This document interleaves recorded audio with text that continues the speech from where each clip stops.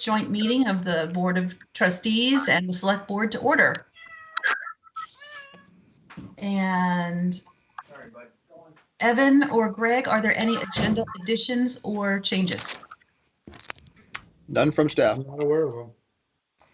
Okay, there is no consent agenda, so there's nothing to move into the business items. So I'm going to skip over approving the agenda.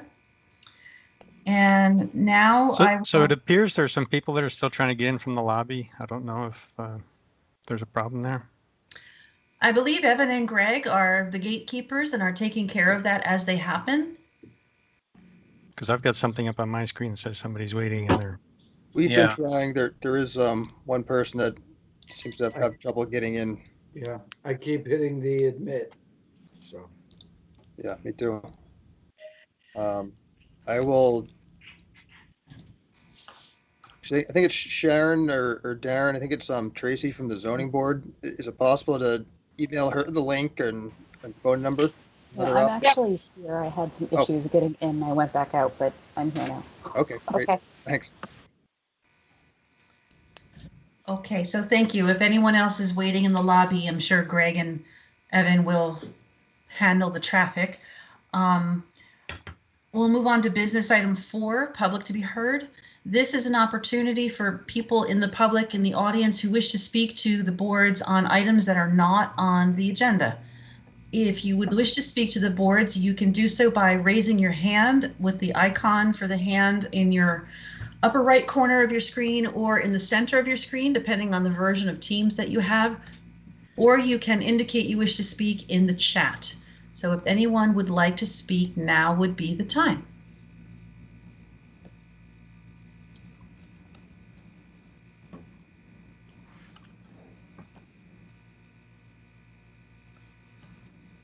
Okay, I'm not seeing any hands or chat.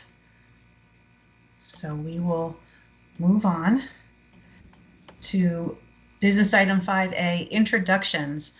So this is a first for all of us. It's a joint meeting of the trustees and the select board and the town planning commission, the village planning commission, and the town zoning board of authority. Welcome all of you. It's great to have you here. I think we should go around and do a round of introductions that is on our agenda, and I would really love to see all the faces, if possible, of our volunteers who are here helping us with development and planning on a regular basis. You guys do a great job, and I'd love to be able to recognize you by seeing your face, and so everybody can know who's here. So I think in order to facilitate that, I'm gonna ask Greg to call on each person as you recognize that what they're a member of, because I know most of them, but not all of them. And when Greg calls your name, if you could say, say your name, turn your video on, say what your role is, and just so we all know who everybody is. So your name and the board that you're on and your role. And I would love to include, I see there's some planning staff here too. I would love to include planning staff as well. And thank you for being here tonight. And Elaine, I do not have everyone memorized, so as I search for a list to make sure I can do roll call, maybe the board members can introduce themselves. I'll tell you what, I'll start and you catch the ones that I miss. How's that? Perfect, thank you. Okay, let's start with Dustin Brusso. Good evening, I'm Dustin Brusso. I'm the chair of the Planning Commission for the town of Essex. There he is. Okay. Hey, I have a suggestion. Yeah. Dustin, how about you introduce your plan commission members? All right, let's see who's on here. Josh, are you on? I am. Hi, everybody. Joshua Knox, Vice Chair, Essex Planning Commission. There he is. Excellent. I don't believe John Mengen was going to be on with us this evening, so David, are you on? Joshua, you're +1 tonight? Yes, this is the youngest commissioner. This is Douglas. He's just over 2 months old and excited to be here as well. Thanks for bringing a date to our public meeting. That's awesome. Poor kid. Get him started rolling. So, David, are you on board? Also have to be unmuted. Well, we'll move on. Let's see, who else we got on here? I'm going down through the list real quick. Ned, are you on? Dustin, this is David. Sorry, I was here. I guess I muted myself when I turned the video on. Thanks, Evan. It's Dave Raphael. Tom. Hello. Ferland. Yep. Tom Ferland, Planning Commission for the town. There he is. Hi, And- Tom. Hello. Preparing for the Christmas season here. That's right. think- Always preparing. I don't see any others right now except for John Alden, who's doing double duty tonight. That's right. I'll shout out that I'm a planning commission member alternate for the town, and I'm also the vice chair of the village planning commission. Awesome. It's all that I see on the list. Thank you, Dustin. Is David here from the Village PC? David Nistico is the chair, right? Yes. Okay. I don't know if David's here. I don't see Yeah. his signature. Okay. So we have John. Well, I'll tell you what, I see Martin. Martin, would you introduce yourself? Yeah, Martin Hughes. I'm a member of the Village Zoning Board of Adjustment. Okay, thank you. And Tracy? Hi, I'm Tracy Delphia. I'm the chair of the Essex, the town zoning board of adjustment. Thank you, Tracy. All right. I'm wondering if some town and village planning staff and community development staff would introduce themselves. Hi, I'm Sharon Kelly. Hello, Sharon. Hi, And I'm Sharon, Darren your Gilbert. title? Sharon, can you remind the audience what your title is? Yes, I'm the zoning administrator for the town side. Thank you. Also, well, you know what I'm trying to say, the town. Anyhow, Yes. and I believe our chair, Nick Martin, is present too. So if he wants to, and Mike Plagman and Hubie Norton are also here if they want to introduce themselves from the zoning board on the town. Absolutely. Please do. So jump in, guys. Go ahead, Mike. Mike Plagman, member of the Town Zoning Board of Adjustment, Vice Chair. And former Select Board member extraordinaire. Thank you, Madam Chair. And former planning commissioner as well. That's right. Thank you, Mr. Chair. Phoebe?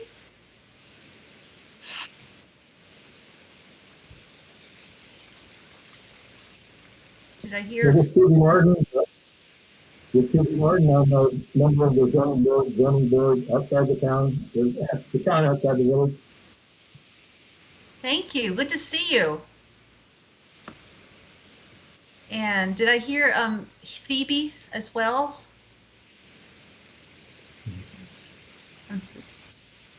Hi, I'm Nick Martin. I'm a member of the zoning board for the town of Essex.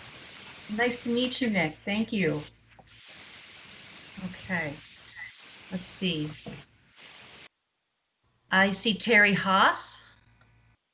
Hi, Terry Haas, Assistant Zoning Administrator for the Village of Essex Junction. Great to see you, Terry. Thanks for being here. Sure.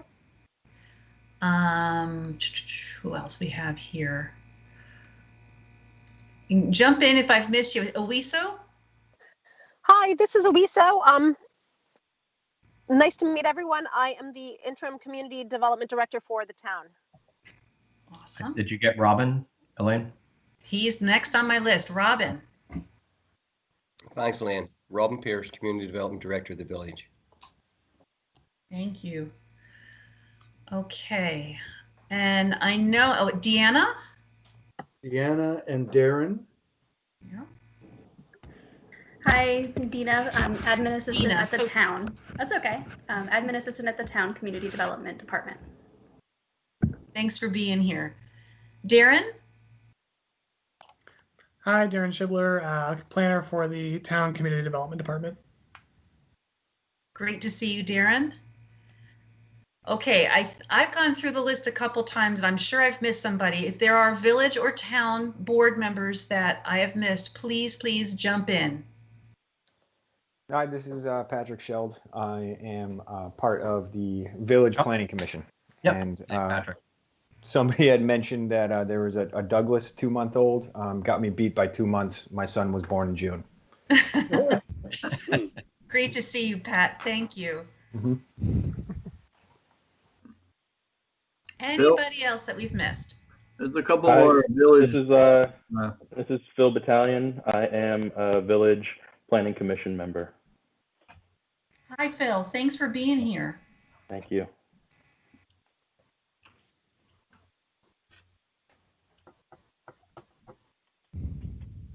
Anybody else?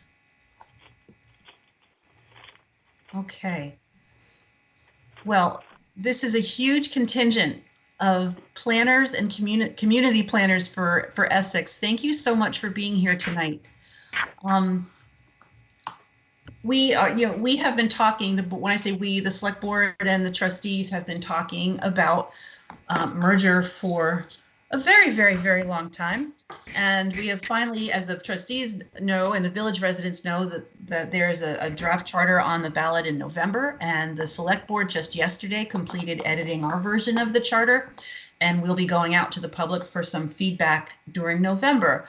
But we really wanted to have an opportunity to come together with the planning commissions and the zoning boards to talk about planning for the community in the future.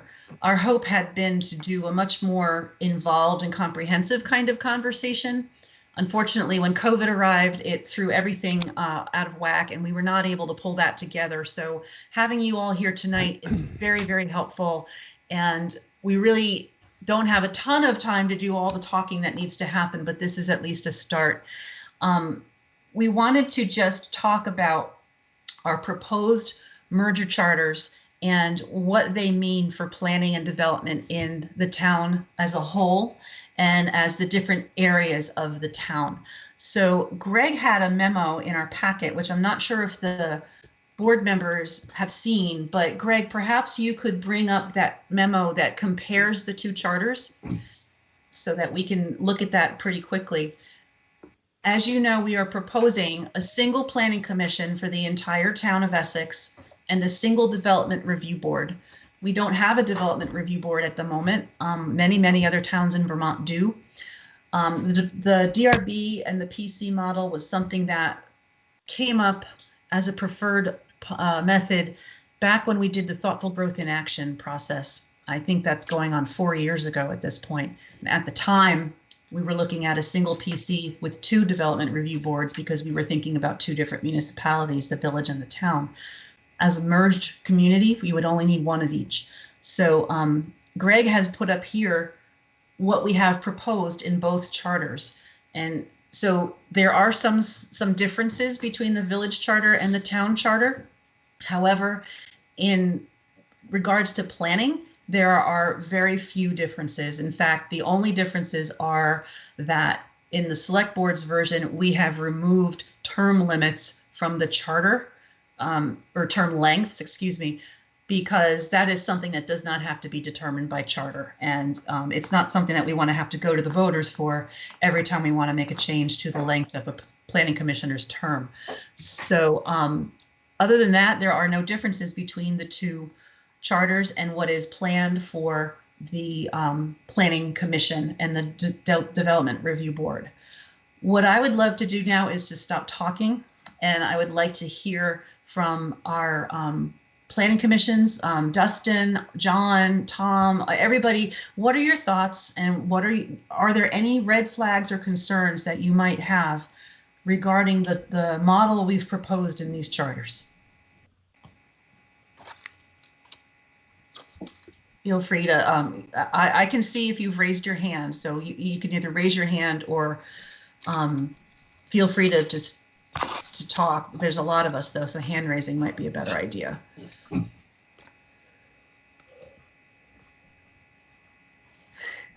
Don't be shy. John Alden. Well, you know I'd have something to say, right? So I was on the Thoughtful Growth Committee, and I've been on the Village Planning Commission for quite a number of years, and a guest on the Town Planning Commission for the last year or so, and I have no concerns about what you've proposed here. That it's very consistent with what we on the Thoughtful Growth Study Committee had come up with. The fact that we're jumping right to a single planning commission and a single DRB is really not surprising, considering that it's a merger suggestion here. So I think it's fine. Looks good. Thanks, John. Dustin. So I'm mostly echoing John's statement. I don't really see any huge red flags. The only thing that I would I guess throw in is that I would actually suggest that you don't limit. I'm trying to think how to phrase this here, because this is just coming to me. If you really don't appoint just 3 commissioners, or just 3 commissioners from the town, or just three commissioners from the village. I would actually take it a little further and say appoint everybody that's currently on. Designate, the 3 that you want, or the 3 from each side of the fence that you want as primaries, but put everybody else in as an alternate. Keep everybody who's been involved. You've got, I guess my concern is that if we go to the route of limiting the folks that we have to pick 3 from one community, 3 from the other community, we're going to be really potentially losing a large part of the domain knowledge that we have that's in place. I would look for an opportunity to not exclude anyone from that process if they want to participate. Again, designate the primaries and then designate alternates so that you can maintain the knowledge base that exists for the transition period. Nothing says that, especially if you take term limits out of the charter, nothing says you can't change the number of alternates you have over time. Let the normal attrition occur, and folks that are participating today are apt to follow. I've been at this long enough that I don't see myself doing this for another umpteen years. But it would be, I think, advantageous to the process, instead of trying to force drastic change. Let the change be in the structure, the documentation, and so forth, but keep the people more or less the same for the time being. You have folks right now who know both sets of rules. You have folks that have put the time in and put the work in. So it would potentially be a significant setback to initiatives that are ongoing in both of the village and town processes. So I'm going to stop because I'm starting to feel like I'm starting to ramble, but I would encourage this process to try to retain everybody in some role by, you have a formal commissioner, you can appoint them, but then you can also appoint the alternates and maintain the existing staff of commissioners who want to participate, keep them involved. That's my 2 cents for the moment. You're muted, Elaine. I think that's worth a lot more than 2 cents. Thank you, Dustin. Joshua Knox's hand is up. Yes, I had put my hand up, and then Dusty essentially said exactly what I was going to say. So in the interest of brevity, I will just say a ditto to what Dusty said. I think that was well put. Okay. Thank you. Tom Ferlin. Yeah, I would argue that the term limits are probably a good thing. Not in our current situation, but in the future, I could see a case where there'd be a lot of political pressure on one issue or another, and the idea that the select board could remove a commissioner in the middle of a very controversial issue is probably not a good thing to have hanging over everyone's head. Tom, are you referring to term limits or term length? Well, term length, I guess. Yeah. Okay. So. Okay. Thank you. Hubert Norton. Yes, again, I'm a member of the zoning board for the town outside village. And a couple of statements were made that this falls in line with the thoughtful growth sessions we had about 4 or 5 years ago now. That is incorrect. The thoughtful growth process suggested 2 DRBs, one for the village and one for the town, and 1 planning commission. I feel that because, and I think that Dusty said that the regulations, the documents that we have within the village and within the town are significantly different. That it would seem that if you had a single DRB, that they would be in fact acting as individual DRBs as a case came before them, because we would have to be looking at 2 different sets of regulations until such regulations are unified into one set. So I'm curious as to why the charter was drawn up to have only 1 DRB when the recommendation came out of the Thoughtful Growth Committee to have 2 DRBs. Okay. I mean, I do believe that the goal eventually is for the land development codes from both communities to be merged into a single unit. So, and that the DRBs, oh, go ahead. And that's not going to happen instantly. You're going to have, look how long it takes to create a town plan. This doesn't happen in the wink of an eye. So you're going to have a period of time when you're going to be having to work from 2 different documents. Right. It seems to me. So that they have 1 board, and essentially they're going to be acting like as 2 boards because they're going to be working on different documents. So I think the thoughtful growth organization recommendation was the better solution. I agree, having 1 planning commission, you're going to have 1 community, plan for 1 community. But in order to do quasi-judicial, making decisions in a quasi-judicial fashion, you have wards set up.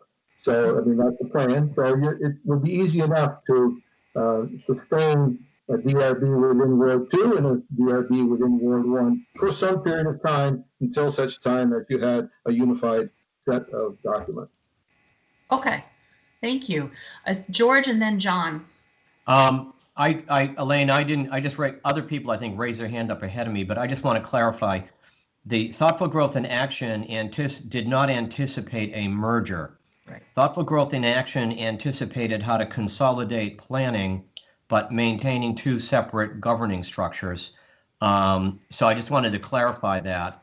How, if we remain status quo, how would we and could we bring the 2 planning structures together? And so under a merged government, you'd have to have the select board appointing 2 separate DRBs if we are going to maintain 2 separate DRBs. I think it's a fantastic idea, and I think all the concerns that people have raised are excellent ones, because you're dealing with, and we are going to preserve the 2 building codes and municipal plans and everything. So I think these are all good, but I just wanted to clarify that technical point. We were not looking at a merged government at that time. Mm-hmm. Thanks. John, go ahead. Yeah, I was just going to clarify, similar to what George said. The Thoughtful Growth Committee really looked at still being 2 communities. So if we're merging, that sort of changes it, sort of supersedes it, trumps the notion that we need 2 DRBs. I don't think we would. I think that my understanding is that the rules governing each district, whether it's in the town or in the village, would still apply until they're rewritten. And in such case, a single DRB would be required to enforce those rules, whether, for whatever project comes before them.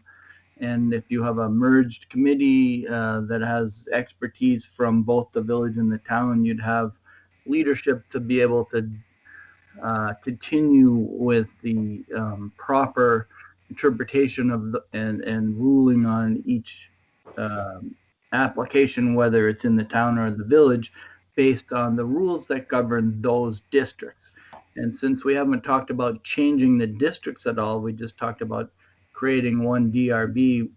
I think that would be fine, you know, and it's kind of like saying, hey, look, we're all one community. We need one DRB. We can't have two different bodies trying to do the same thing, but we can keep the rules in place for each of the special districts that we've all recognized. Thanks, John. Dusty. Just one thought, and I probably am oversimplifying this, but in my eyes, and I've had this conversation more than once. In my eyes, when we first start going into this, our rules are already written. We don't need to recreate any plans, anything. We create a cover page that says Essex, and in it, chapter 1 is the rules and regulations for that portion known as the village, and chapter 2 is that rules and regulations known for that area known as the town. It's already written. That's done. To me, the struggle that we're going to have is how to integrate the resources to be able to apply the different rules that exist already, and then the work that will need to be done in the future to more fully integrate or decide whether or not they need to be integrated, those different rules and procedures. But they already exist, so there's no lift. I don't see a big lift except a learning curve possibly. But we already have a structure in place. So as John just said, everything's there. So I'm off. Any other board members? Tracy, what are your thoughts? You caught me just as I was putting my hand up. Oh, look at that. I'd actually, as a newer member, I'd actually like to speak in favor of having an actual term. From my perspective, having seats that are coming available is a way to have that touch point with the community and garner interest in people you may not otherwise see. I've lived in Essex for 3.5 years. I have extensive knowledge and experience with a planning commission DRB setup. If there was not a vacancy, I never would have known to put my name in the ring. I never would have gone in front of the select board to become a ZBA member. I don't see any harm in, hey, you have 2 seats, 3 seats, whatever, open this year. Let's see what experience and what interest we have in the community, interview folks, and see where you want to go from there. I think having sort of appointing folks with no end date runs the risk of becoming stale. And I don't mean that personally, I don't mean that as being applicable to Essex or the Junction, but that's the risk you run. I don't think that there is a risk other than time spent in interviews and the application process in having specific terms. And I'd also like to echo that, you know, the zoning is what the zoning is in both the town and the Junction. I think the heavier lift is going to come with integrating the comp plans, town plans, comprehensive plans, whatever the case is in Essex. Yeah. The goals, the vision, strategies. How do we integrate those into one document? Yeah. Tracy, I don't think we were talking about eliminating terms for any of the boards. It was more just not having the length of the term in the charter. So that if the PC said, you know what, we would prefer if our term lengths were 4 years and not 3 years, we could decide that at the select board level and not have to go to a vote for that. That's all we were talking about. Yeah, I think it just gets a little confusing if you're not appointing someone to a specific term and those terms aren't spelled out in the governing document. I think it muddies the water. And then you know what you're in for, right? So if you know that you have 6 members, 3 members are up every 2 years, every 1 year, whatever the case may be, you know what that workload is going to be as far as interviewing and the application process going forward. Okay, It's I repeatable. understand. I understand what you're saying now. Thanks for clarifying that. Greg and then John. Just to elaborate on Elaine's point, the reason there's no term lengths put into the charter was that the state statute, allows for planning commission terms to range from 1 to 4 years. The town attorney or the attorney advising on this matter has advised that the cleaner way to do it is probably to just create a policy after the charter is approved. And my understanding of that was that every term would be 3 years or 4 years. It would always be that way unless the select board changed the policy to create 2-year terms or 4-year terms.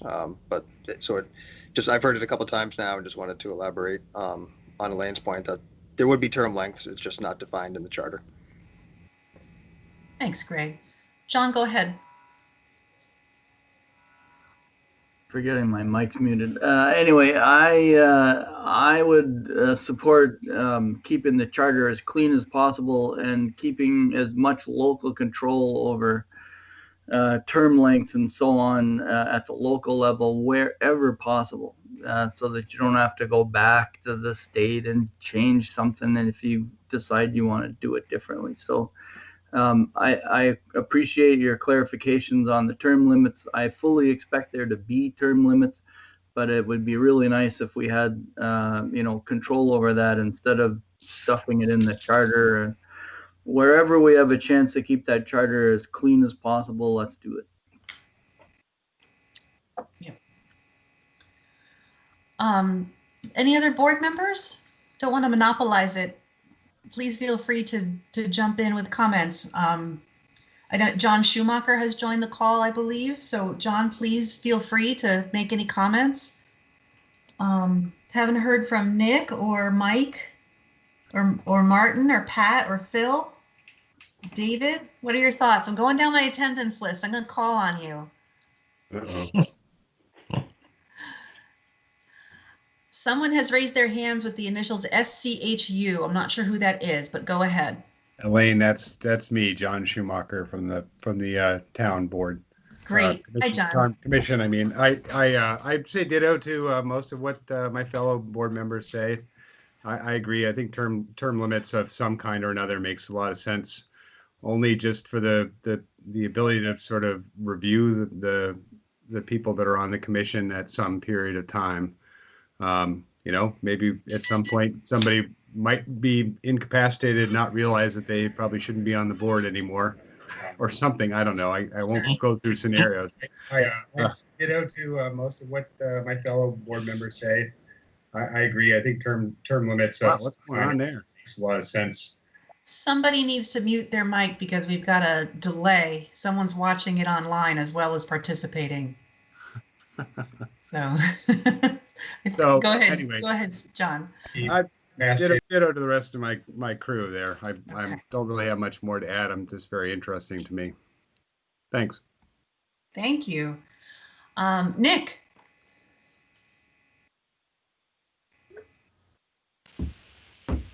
Hi, everyone.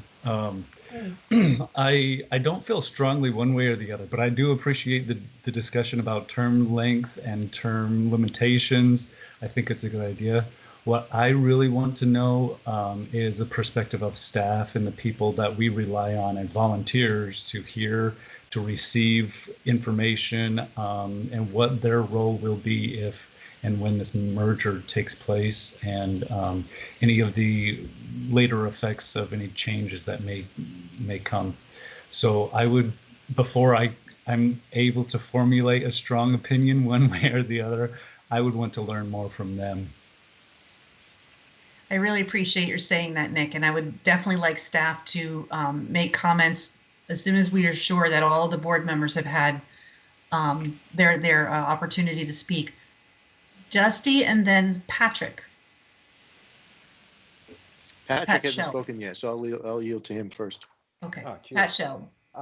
Yeah, no, I was just going to say, it's I really appreciate what Dusty had said at the very beginning, his first couple points regarding the historical knowledge and having the opportunity for alternates and everybody to be kind of brought on to kind of maintain that historical knowledge. Having only been on a commission member for about a year or so now for the village.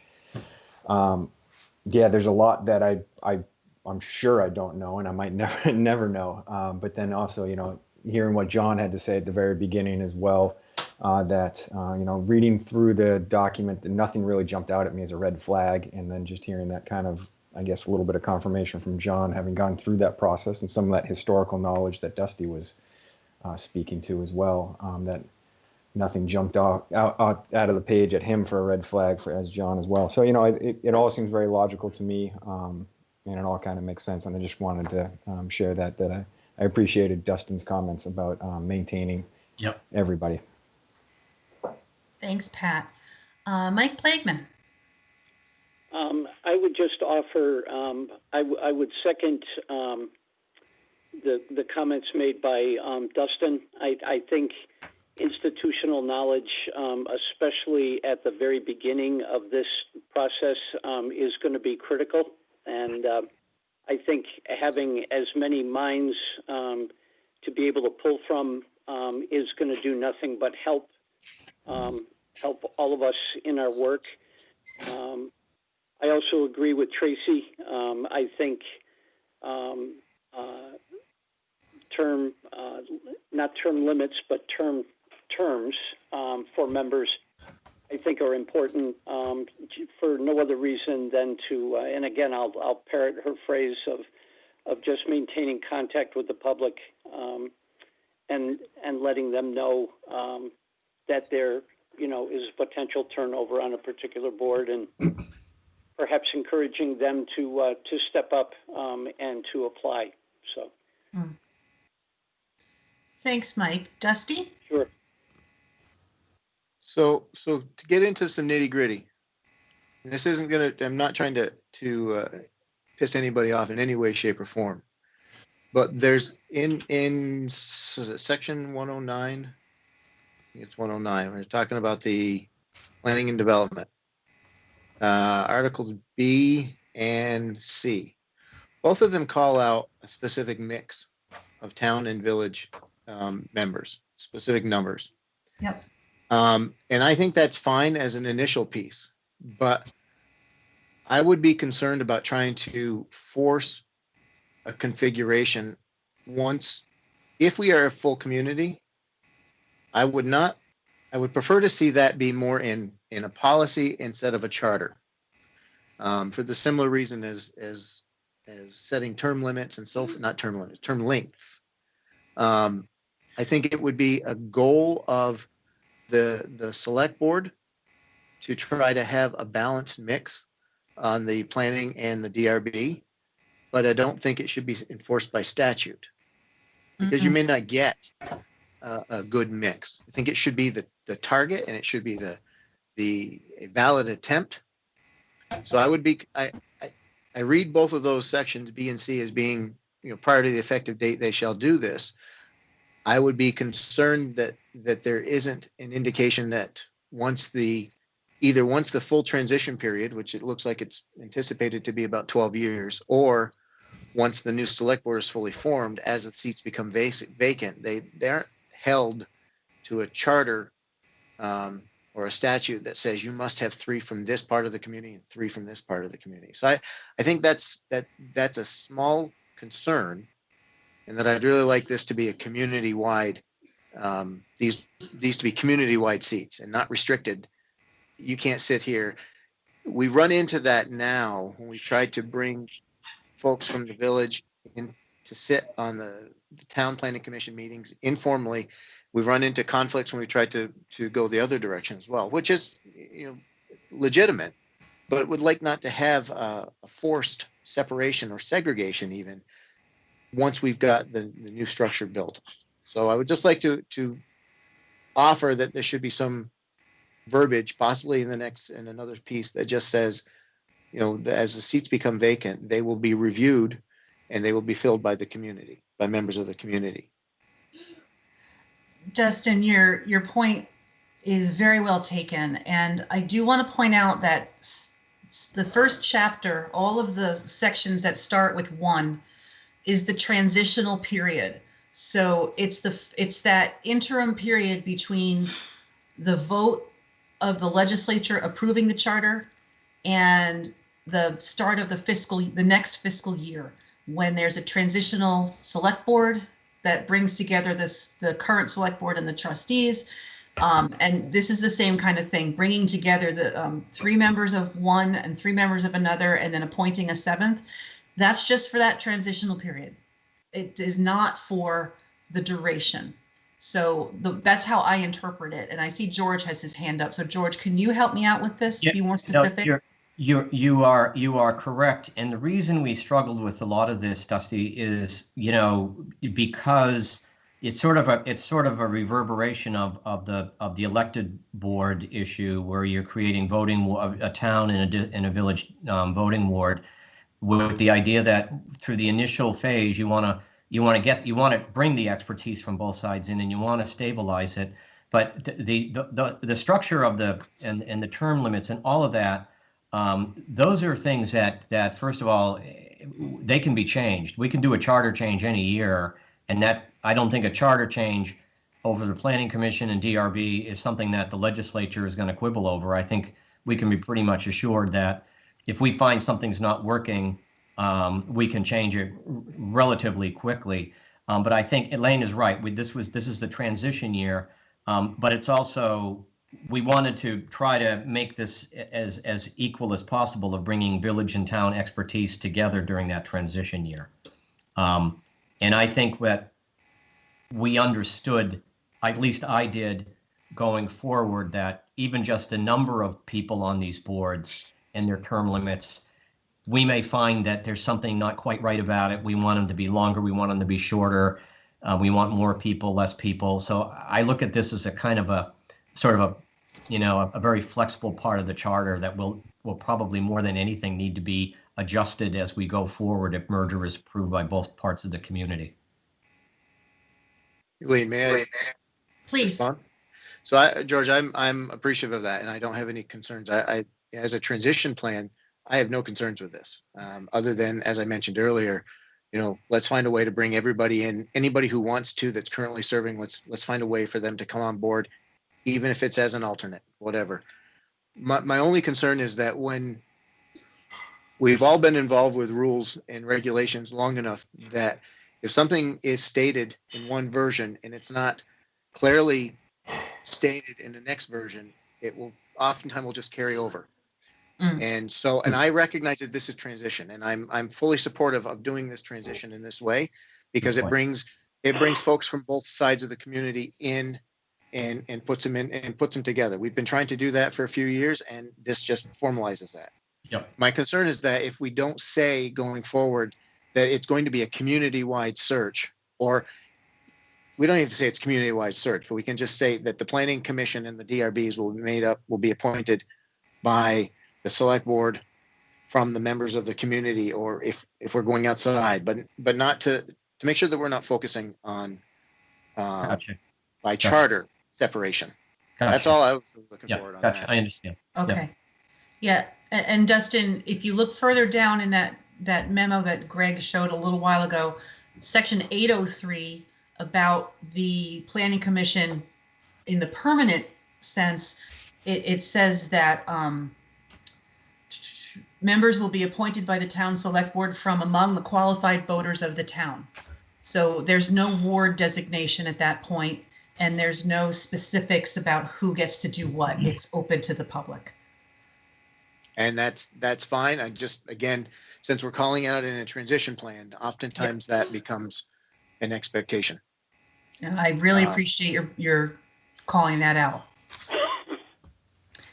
Andy. No, my apologies. I've been having trouble with my hand button there. You've been saying everything I was going to say, so I'm all set. Oh. Sorry, Andy. Board members or commissioners and zoning board members, do you have any other comments or questions? Because I really would love to hear from staff.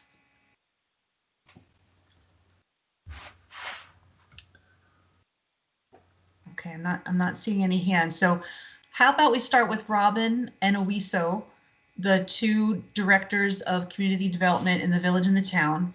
What are your thoughts? Well, I agree with John and Dusty.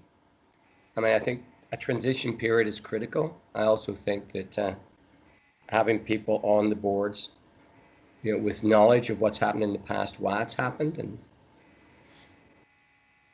is important. If you start off with a new board, none of which have ever served in any sort of capacity as a volunteer, or even more so on a zoning board or a planning commission, that can make a transition very difficult and challenging.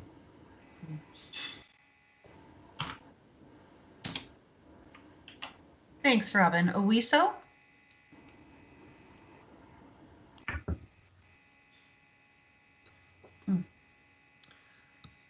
Okay, I don't want to put anyone on the spot. I'm not sure if Owiso is still with us. Sharon or Darren, Dina, and you know what? Feel free, Terry. Please chime in with your thoughts. This is Sharon. I agree with everything that's been said. Nick had asked a question of, you know, what he feels his expectations from staff should be, and honestly, I think until we know who's going to do what, if this becomes merged, it's a hard question to answer. I'm guessing that we'll continue kind of as is, as you know, it said no one's losing positions, so we might continue to answer town outside the village questions would probably come from me as we're all learning each other's codes. And I would expect the same as far as no different than the select board. You can't just, if we merge, we're not wiping all the trustees in the village, the select board out. Same with the planning commission and the zoning board. There's got to be that transition period until it's determined. I guess, how can you answer these questions now if you don't know the answer in the end? So, but planning is good, but it does limit, you know, how you can answer and how to know to go forward. Thank you. Understandable. Darren. Thanks, Elaine. I'll echo what Sharon and Robin said, and everybody, you know, so far. And I think, you know, we'll look to Evan and management and select board, the new select board, to understand how to sort of move forward in a merged environment. And I think we'll all just have to have a learning curve, staff and commissioners and DRB members. I want to circle back briefly to the appointment of commissioners, and just noting that the charter says that it will be from among the qualified voters, and just I want to make sure that it's deliberate, you know, that you're thinking about what that limits you to, because that means, you know, a qualified voter is not necessarily everybody who is in the community and might have an interest in planning and zoning issues. So just a thought. The statute says it has to be at least a majority of the planning commission shall be residents of the municipality, so you're limited in that way. But as with the housing commission, we did seek interest from folks who weren't necessarily within the community. We happen to have a lot of really great expertise from residents, but it's worth considering, and not saying it should be one way or another, but just make sure that that's considered. Darren, that's a great consideration, especially when you know, people who aren't voting, like new Americans who live amongst us, that shouldn't limit them from serving on our planning commission, because those decisions affect them as well. So Thank you for bringing that up. I really appreciate that. That's really important. Any other staff members wish to speak? Terry or Dina? Owiso, is your mic open? Okay. I know Owiso has problems at times with bandwidth. Yeah. All right. Well, what I'd like to do at this point is, Evan or Greg, if you have any thoughts that you'd like to share on this, and then we can move on to the broader discussion of different approaches and decision-making in the future merged village and town. Go ahead, Evan. I just appreciate the conversation, the camaraderie, and the dedication to the community. And you know, it'll be new if it goes through, and we will need all of the expertise of all these people, you know, from side to side.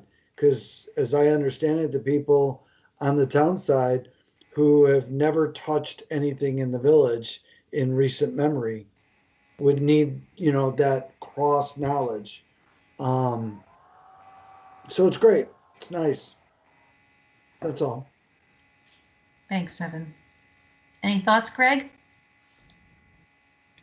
No, I'll ditto Evan. Just appreciate the conversation and honesty and teamwork, and just kind of mostly want to hear from people. So thanks everyone for participating. Yeah. So I'm going to step back and let George step forward now and pick up the next part of the conversation.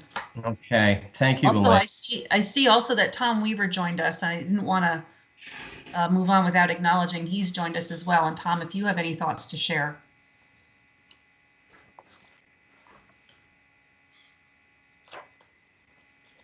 Or not, it's totally fine. Caught him off guard there, Elaine.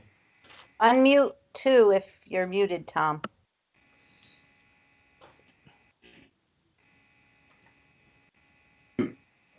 Okay. I can you hear me now? Yes. Yep. Yeah, okay. I'm new at this thing. I don't have many meetings like this, but anyway, I'm just more interested in, I was watching this on town meeting before I realized I should probably get into the meeting thing itself. So anyway, I've heard what everybody said, and I'm just here more or less to pick up what you folks are talking about and so forth. And you know, I've made up my mind how I feel about this, and I think we're all kind of on the right track. And I'd like to say hello to Martin. I see him sitting there. Hello, how are you? I didn't recognize you at first with your new look. Or maybe it's not so new. I just haven't seen you in such a long time. I know. We have a lot of meetings. I thought it was a face mask at first. Thanks, Tom. Good to see you. All right, it's all yours, George. Well, I'm going to first of all ask Greg, what is the understanding here? Am I doing the presentation, that PowerPoint? Would that be the best way to go and give us all something to actually talk about and get angry about? Or is that sort of the plan, Greg? Yeah, I think that's a good idea. Just maybe a quick overview and your PowerPoint as kind of the discussion points and to frame the topic, and then get into conversation after that. So I'm happy to flip through the slides. Yeah, you're going to manage. You're going to put the slides up, and I'll babble on about them. Sounds great. All right. So let me first of all say I am stepping in as chair for the trustees tonight, president for the trustees, because Andrew Brown couldn't be with us, so we just wanted to clarify that. Andrew, we wish he could be here. So again, this is such a terrific group, and this is such a terrific event, and I'm a little reluctant to do what I'm about to do because this is a very sort of village-centric presentation that I presented to the trustees a while back, but we kind of decided that it probably would fit for this. The first slide sort of just talks about where we are, and I'll let you absorb that. And just I want to just mention a few things. First of all, personally, as I go through this and I talk about downtowns and cities and so forth, I grew up in Lowell, Massachusetts, which is a small city in Massachusetts, about 120,000 people. And then I lived a good part of my life in Boston and then in Philadelphia. So I certainly understand the difference between a big city and a Vermont scale city and a Vermont scale downtown. Secondly, I tend not to beat around the bush in these presentations, and this in no way is meant to offend anybody. And if anyone feels offended by anything or challenged by what I'm saying, please let me know. It was not intentional, and I'll be happy to talk about it afterwards. But I do want to kind of be a little provocative with some of this stuff. Lastly, I'm hoping that we can maybe put a similar presentation like this together from the town's perspective. That would be a great presentation for us to have for our next meeting. So, oh, one other thing I want to just mention. This presentation is from me as an elected official.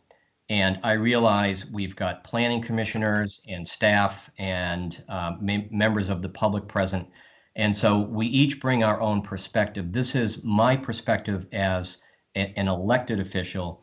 And hopefully there are some points of alignment between the way elected officials see things and the way planners see things and the way planning commissioners and zoning board folks see it.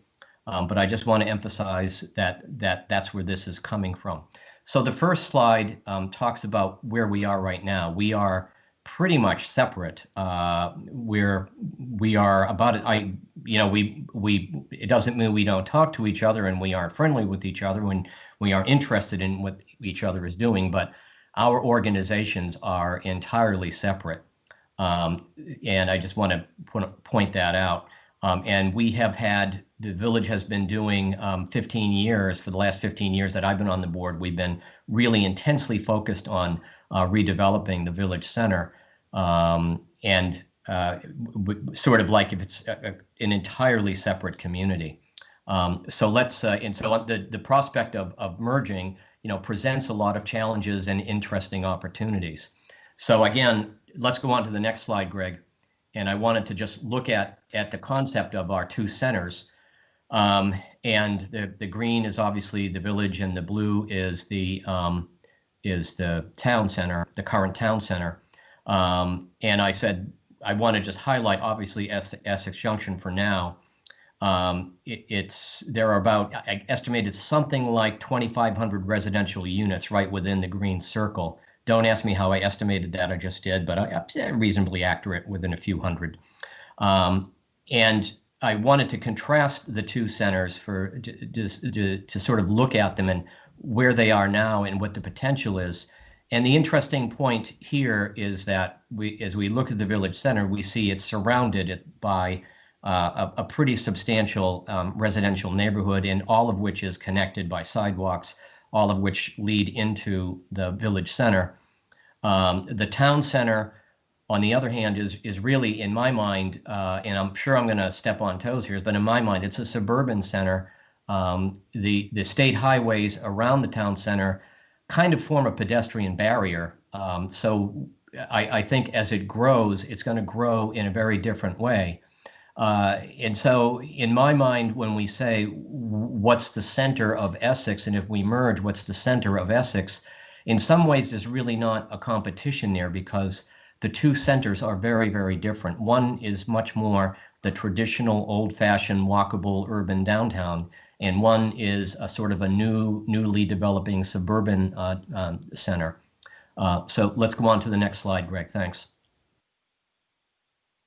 Again, sorry for the village-centric aspect of this, but I wanted to look at the village center and compare it with a couple of other Vermont downtowns, Vermont cities. Winooski is in the orange circle. St. Albans is in the yellow circle. Our state capital is in the gray circle. So I wanted to give you, and Essex Junction is in the blue circle. I wanted to give everyone a sense of scale.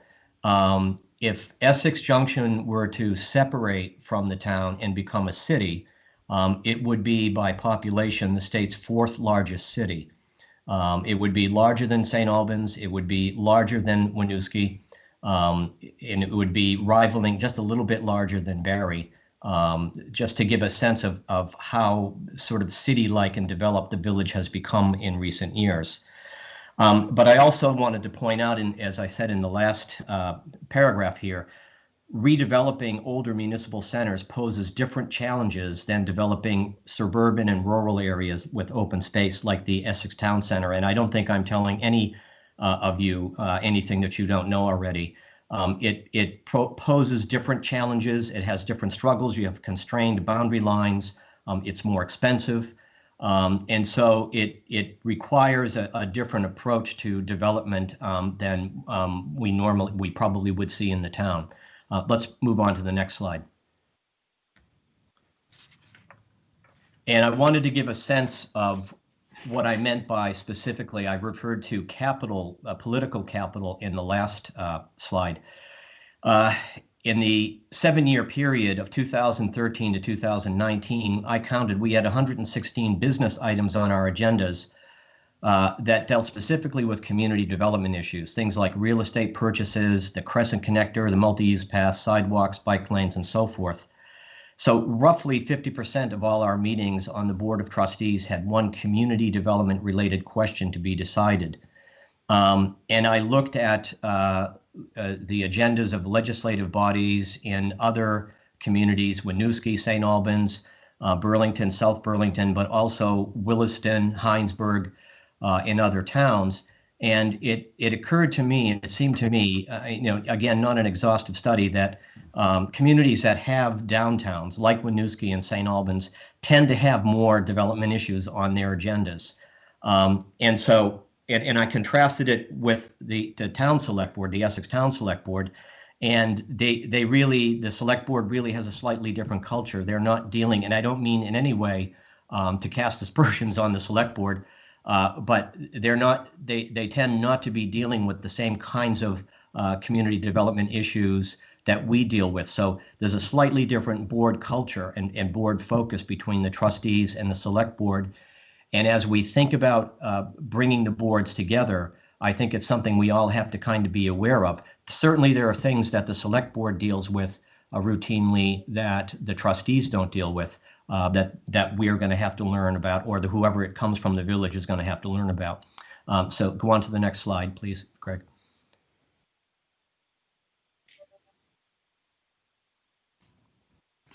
And I also spoke about investing financial capital, and I think the best way to explain it is to look at several different examples. Back when we wanted to redevelop Pearl Street and make it more village-like and less Susie Wilson-like and Route 15-like, we wanted the fairgrounds to join us. The fairgrounds had, CVE had I think it was about a $1.2 million earmark, federal earmark, in the bank waiting for them, but they didn't have the match to make it, to procure the funds. So we actually loaned them the money from fund balance, and they paid us back with gate receipts over 3 years, and that allowed them to make the match. And then we were able to consolidate and bring in their rebuild of the front of their fairgrounds with our rebuild of that section of Pearl Street. So it sort of enhanced and it augmented the whole development project. And when I looked at that, when we looked at that, the village attorney looked at the deal, and it was perfectly legitimate from a legal perspective. We knew that CVE had the cash flow, so it was perfectly reasonable from a financial perspective. But I'll tell you, when I voted to do this, I fully expected to probably not to be reelected to the Board of Trustees. And I heard a lot of complaints from people saying, well, what do you mean? What are you talking about? You took taxpayer dollars and you loaned them to CVE to do this. So the issue was, it was fine from a legal perspective, fine from a financial perspective, but you have to, it meant from a political perspective, you got to be willing to do this. Some other examples: the village purchased 33 spaces of public parking in a privately owned garage that's currently under construction on Park Street. We acquired Park Street School from the Essex Junction school districts when the school districts merged. And we really did that. We wanted to do that to, obviously our rec department is using it as a daycare and after school programs. But we also anticipated that it would give us the leverage to work with developers who were going in there. We were concerned that if the property had remained in the hands of the school district, they're not used to dealing with development. They are not particularly interested in village center development. And so it really could have delayed or even derailed some of the development initiatives we had going on in that section of the village. And then lastly, just recently this year, we purchased a chunk of the former Road Rescue, which is now Firebird property, and we have plans underway to put in a little pocket park. And again, my point in going over all these things is that these are the kinds of things that we've been doing on the Board of Trustees for a number of years. And I mentioned Winooski and St. Albans, and I kind of look at them as how they approach it. And they've got the same kinds of challenges we have, the older communities trying to do redevelopment, trying to do infill development, and they do the same kinds of things. And so I wanted to just sort of introduce this idea. This is something that we do in the village that is maybe a little bit different than what the town is used to, maybe not quite in the town select board's comfort zone. And so something we need to have a conversation about, because I think for ongoing redevelopment in the village center, it's going to require these kinds of what I call entrepreneurial actions to try to move your plans forward. So let's go on to the next slide, Greg. I just want to briefly go over the Design Five Corners. Design Five Corners is our plan for redeveloping the village center.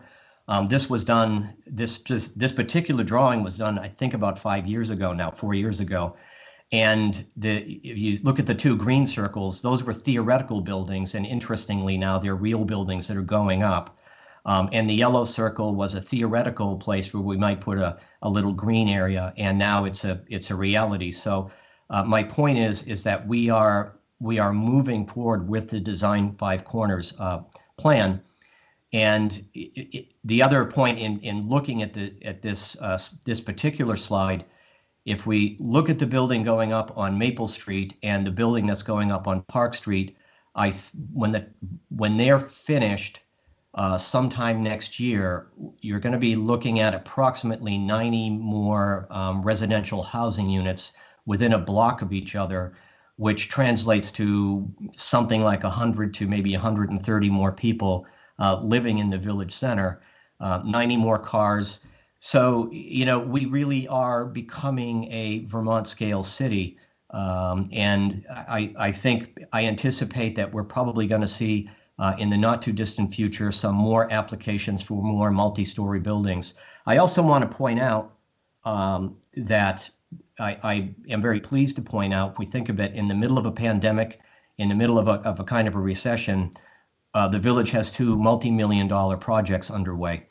So it's kind of I think a tribute to the success and to the fact that the developers we've been working with kind of see value on their investments coming into the village.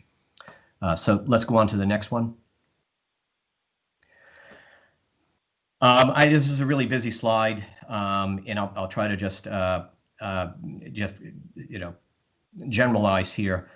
So we've had success, as I've mentioned, but the concern that we have on the trustees going forward is how do we maintain the momentum? Let me discuss one issue, for example. If we get the Crescent Connector built, constructed, if that gets done in the near future, the ultimate plan is to convert Five Corners to a four-way intersection. It's a controversial plan. But it's been studied now. But we've had 2 traffic studies, and to show that it would work, it would be a great way to improve the village center. But you cannot make that kind of a change in a community like Essex Junction, disrupting the traffic pattern for thousands of people. It's going to take a huge push. It's going to take a huge amount of community will. My experience and having gone through these traffic changes in the past and these kinds of disruptive changes in the past is that you get a big burst of outrage. And then after a while, everyone says, why didn't we do this 5 years ago? But I am concerned, and I do raise the concern that the kinds of things that we're doing in the village center are going to require political will and financial capital to keep them moving forward. Let's go on to the next slide. I wanted to just generally, as we talk about reorganizing our staffs, if we think back to the first slide, right now we have a town community development office that serves a community of about 11,000 people, and a village community development office that serves a community of about 11,000 people. And suddenly, if we consolidate, we're going to have a community development office and planning office that serves a community that's the size of South Burlington and Rutland. So you're talking about a different scale. So how do we bring this together? And I wanted to just throw this out there. There's all kinds of different ways of organizing your planning and development structure, thoughtful ways and interesting ways that suit the needs of your community. And one of the interesting points in this slide is if you look at Burlington, South Burlington, and when I look at community interface, Rutland, and the Rockingham Bellows Falls Village, they all have development review boards and planning commissions, which is the model that we're moving to. So I think that's a good move, and it sort of validates what we've laid out in the charter. The other issue here I wanted to point out is that in Burlington, South Burlington, and Rutland, they have special districts, and they have special districts that deal specifically with their downtown redevelopment needs. The South Burlington has a city center project, Williston Road Streetscape project. They have 2 TIFs in South Burlington. Burlington Community Development, obviously, Burlington has a downtown improvement district, Church Street Marketplace district. They have a waterfront district, a downtown plan, and a South End plan. Rutland, interestingly, is fully on board with redevelopment. They don't even have their community development director is not called the community development director. Their director is the director of the redevelopment authority, and sort of everything comes under the auspices of the redevelopment authority. And I think that says a lot about the age, the size of Rutland being a fairly substantial and older urban center that is in need of a lot of and looking to do a lot of redevelopment. And even little Rockingham and Bellows Falls down in southern Vermont, they have a development director and a town planner who is also the manager. But they also have special districts. They have a downtown development district and they have a downtown development alliance. So again, I guess I'm stating the case here for, as we move forward, to try to define Essex Junction and the village center as a kind of a specialized area that's going to need special focus to continue our ongoing redevelopment efforts. So let's go on to the next slide, Greg. And so I kind of sketched out, again, just not telling anyone what to do, but I thought just to be provocative here, what might a consolidated Essex Community Development and Planning Office look like? And I like the idea, and Terry and Sharon will like this, that we have a development review planner and a zoning administrator. And the idea is that you would have someone who would really, whose job would really be involved in getting applications ready for review. And sort of have that as a separate function. But this was something I threw out, and the special districts, I had some ideas of Design 5 Corners, Essex Town Center Plan, and maybe integrated town and village municipal plans. While we move on to the next slide. So I wanted to just make the point that because over the last 2 years, when we hear about village and town merger, we hear people saying, well, you'll be able to find, with consolidation, you'll find deficiencies, you'll be able to eliminate things. And I would make the point right now is both our development staffs and our development boards, and maybe not so much the boards because they have to wait for applications to come in, but certainly our staffs are completely full, and they are occupied with their various zones of interest. And I don't see that changing. If we are talking about somehow trimming or finding efficiencies in community development and planning, I would like to know where, and I think we should all be trying to think ahead of time, well, what is it, what piece of work, what body of work would you eliminate if you were going to do if you wanted in the name of efficiency? And let's understand that there really isn't anything out there that looks like we can just get rid of it. Getting rid of some function or some planning function that we're doing now would be eliminating something that currently we think is valuable. So let's go on to the next slide.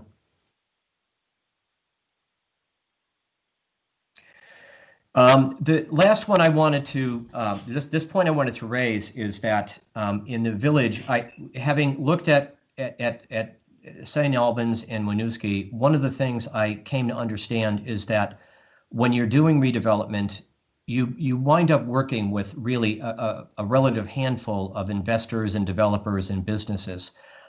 Certainly you work with anybody, but the developers and investors who come in and start building, they want to enhance their investment, and you tend to work with them.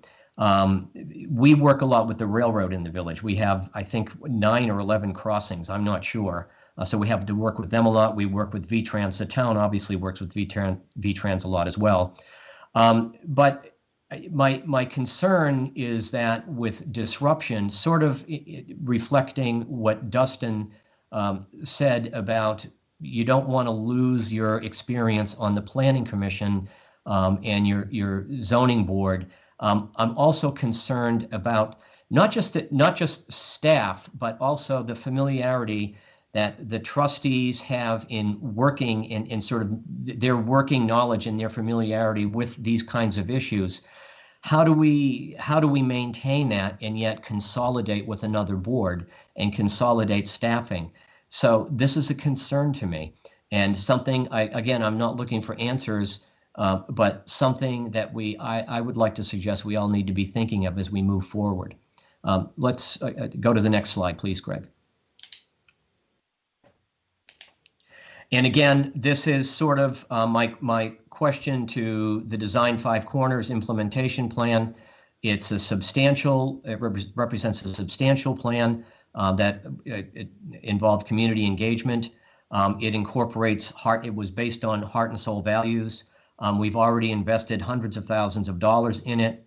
And so I'm questioning and wondering and trying to begin the conversation. It's not just about a municipal plan. It's about a specific, focused plan to redevelop the village center. How do we keep this moving forward in a merged community?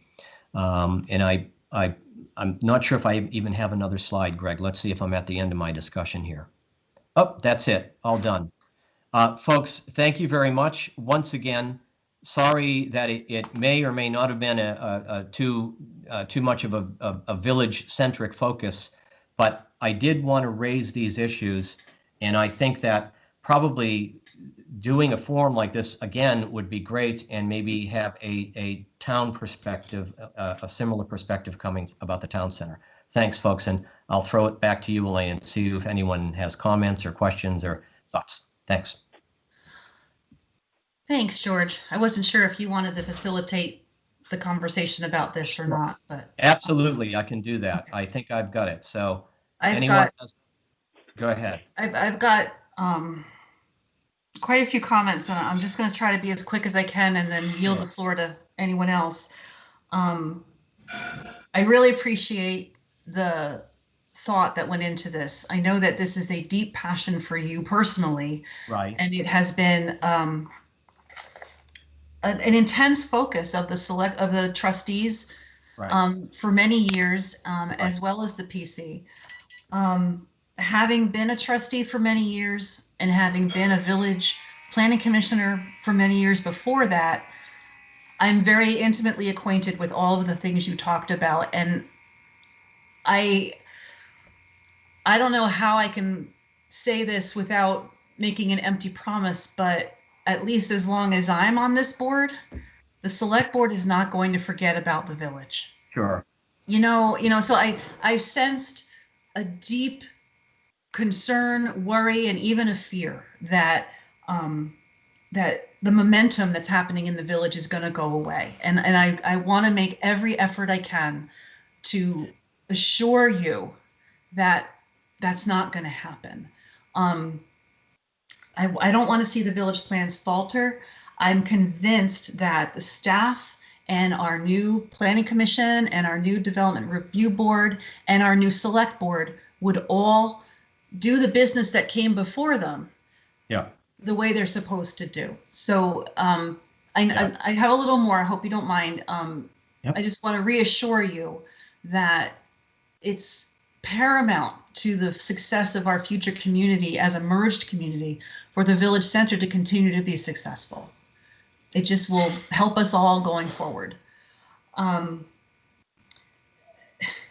At the same time, the town center has its own significant needs. Yes. And the town center is very different. It has different goals and aspirations, and it has different limitations. Right. And as well, village leadership does not have a lot of experience with rural development. No. So in terms of inexperience and experience, you know, there's aspects of each of our communities that our boards just aren't acquainted with. And I know that the select board has kept a much wider arm's length position between development and the board, because that is our policy. Yes. And I believe there's even some history there with decades ago, a lawsuit between the Planning Commission and the Select Board. So right. We have a different culture around that, and we're guided a little differently around that. Right. But that said, the Select Board is definitely more than the sum of its parts. And so culture and the willingness to take risks and right. the willingness to invest and the willingness to do something big and weather the criticism that comes initially, and then be happy when that 5 years, they say later, you know, why didn't we think of this 5 years ago? Right. Culture is a function of the individuals on the board in a lot of ways, and elections change that. So right. we can't necessarily predict what the new select board will do in 5 years. None of us will be on that board, most likely. Maybe some of us will. But it's important for us not to put limitations on a future board. And I'm not saying you're asking for limitations. That's not what you're doing. But I want to be conscious of the future board that's going to have to do the work that we're laying forth for them in this charter and in our plans. And the select board has never dealt with major downtown development before, because we have you. The village trustees have existed since 1892. So we, the select board has never had to think about what Five Corners needs to look like, because the trustees have always done that. And so that's not an indication of the culture of the select board not being interested in village development.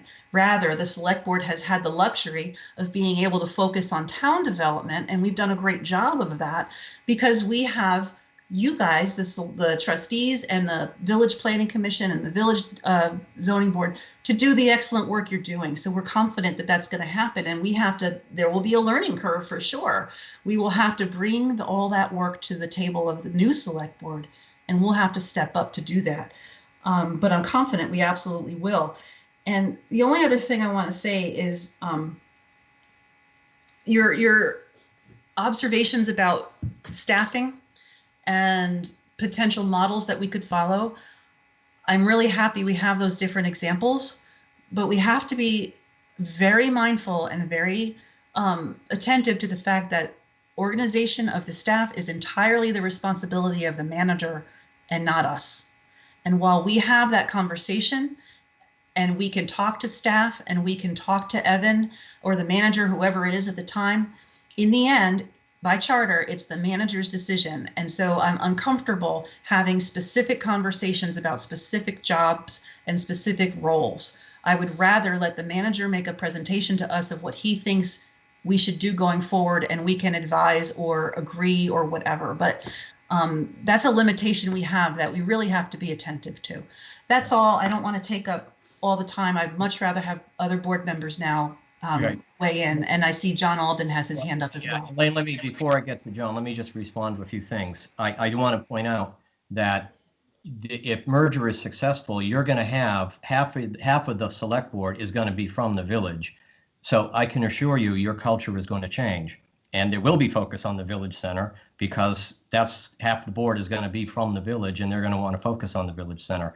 So I guess part of what I'm saying here is to anticipate that it's not just a plea, it's also kind of saying the town, we didn't set the merger up, as you know, for the town to absorb the village. We're creating a new entity, which is called the town of Essex, but it's going to be half Village of Essex Junction on the board. And I think they're going to, whoever they are, I think Just about I know everyone on the trustees, and I'm going to guess anyone who would run for this new board is going to have the same kind of interest and passion about the village that we all presently have on the trustees. So get ready, town select board. Your culture is going to change if merger is successful.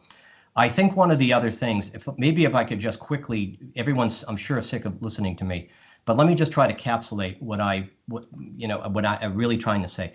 Back a few years ago, we considered having the village become a TIF district, a tax increment finance district, like St. Albans, like South Burlington, like other communities have had, and you improve the property, and then you sort of like borrow money against the future, the increased property values that you're going to do with the loan. I wanted to do that, but I thought we can do that, but not put the community on the hook for the money. But in my mind, let's have a TIF district, but without actually putting the community on the hook for the money. And I didn't see the value of a TIF district being so much for the money. In my view, for St. Albans and other communities that do it, what's really important is that when you know that 5 years coming, you better get this job done, you better get this development done, you better get these projects finished, because whether they're finished or not, the community is going to be on the hook for those increased tax revenues. So you need to get them done. So it's the focus. It's forcing staff, elected board, planning commissioners, everybody to work as a team and get the project done. And I think that's what we've been trying to do in the village center. That's how I see it. And that's the concern that going forward, we could kind of lose that intense focus. So that was real. That kind of sort of summarizes what I'm trying to say here. So I will stop talking, and I think John Alden had his hand up first. John, go ahead. Can I just make one quick thing? You were super clear, George, very clear. I just want to make one more very clear thing. I'm pretty sure the town of Essex is not eligible to have a TIF. I just want to be very clear with everybody. We are not talking about getting a TIF. No, we're not talking about it. It's not in the merger. We are just using it as an example. No, Please, we're not talking about very clear before rumors start flying. No, we've got too much money here for TIF district. They wouldn't let us have one. So, John. Hello. I have the distinct honor of being both on the Design Five Corners and the Essex Town Center planning initiatives, committees, whatever you want to call them. And I got to say that was a little bit of a one-sided presentation from the village point of view, which George admits. But we spent hours and hours and hours with the Essex Town Center study project, and it would be fair to say that both the town and the village both have significant initiatives and planning operations in place and underway to re-envision parts of their community.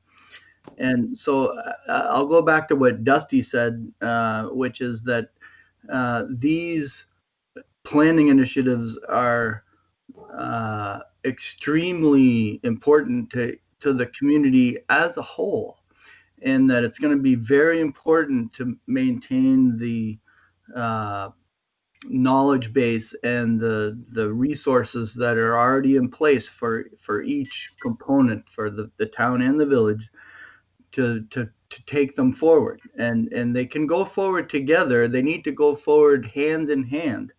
And that's going to be the challenge for the combined government, which is, not to ignore either one, to respect them both, and to take those tremendous opportunities and all of that knowledge that's out there right now and all of the work that's been done and keep it going. So I think it's very important that we go forward like a marriage, where we say, okay, I like what you're doing and you like what I'm doing, and we need to support both of those things as we go forward together under a merger condition. And therefore, I think what Dusty said about keeping the people that have that expertise and have that awareness already in place for as long as you can have them, whether they're voting members of some committee or just advisory or what have you. That will be extremely important until we all get our feet under us and we can go forward with the final arrangement. Okay. Thank you, John. I don't know if anyone else had their hand up. Is everyone just completely bored to death or, okay. Tracy Delphia. Yeah, I'm a little confused. I think most of the questions that were in your presentation can be answered by, is it in the comprehensive plan?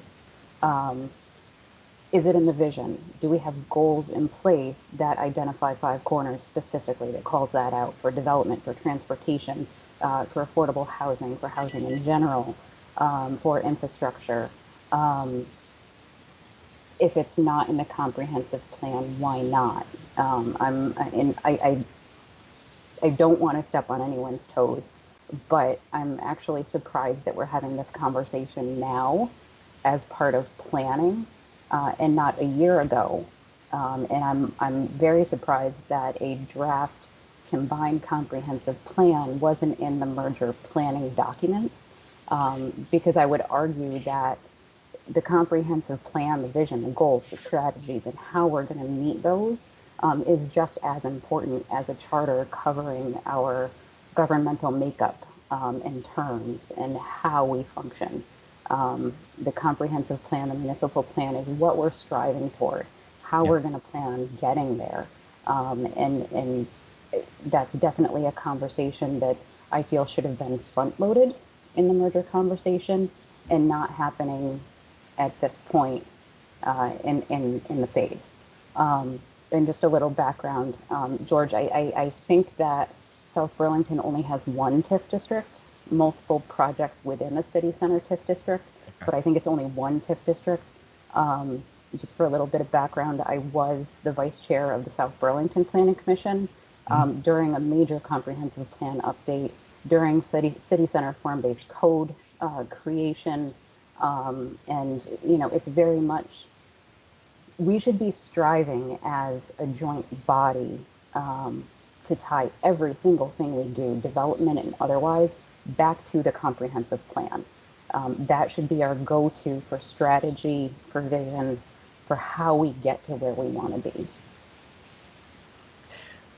Tracy, thank you. Actually, in the charter, it calls for the village. First of all, all of the village center development plans are in the village comprehensive plan, and the charter calls for the preservation and integration of both comprehensive plans.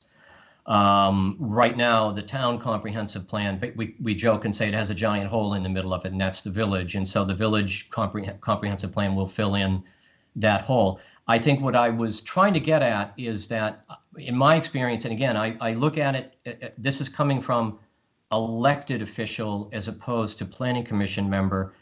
I think plans are great. I think plans are fantastic. You got to have them, but you also have to have an elected board that has the will to push that plan. You know what I mean? It's a nuance. I totally understand. To say we're not just waiting to see if someone likes our plan. We're going to go out and find ways to push to make this plan happen. But both comprehensive plans the charter calls for both comprehensive plans to be honored and preserved and carried forward in the new community.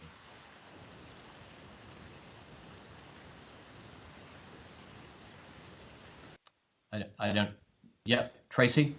Yeah, I mean, the planning is the groundwork for the political fortitude to go ahead to enact what that comprehensive plan says, with input from the public, through charrettes, through the whole gamut of planning tools.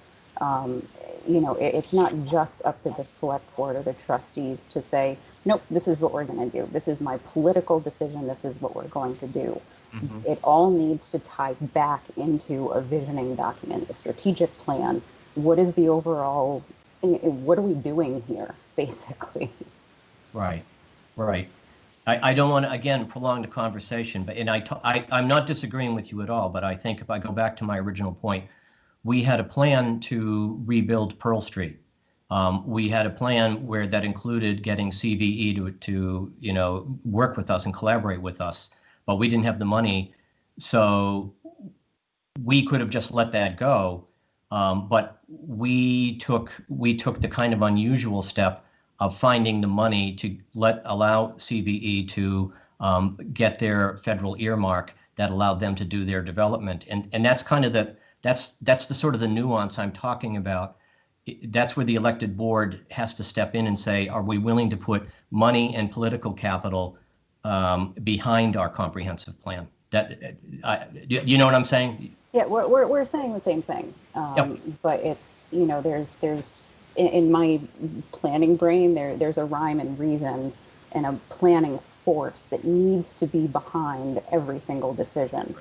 Whether it's downtown redevelopment, whether it's transportation, affordable housing, which are all in the comprehensive plans that I've looked at. But, I always come back to the quote, if you can't define what you're doing in the form of a process, you have no idea what you're doing. Right. And the same holds true for municipal planning. If you don't have a vision and strategy to get there, you're basically just going for a road trip with no destination.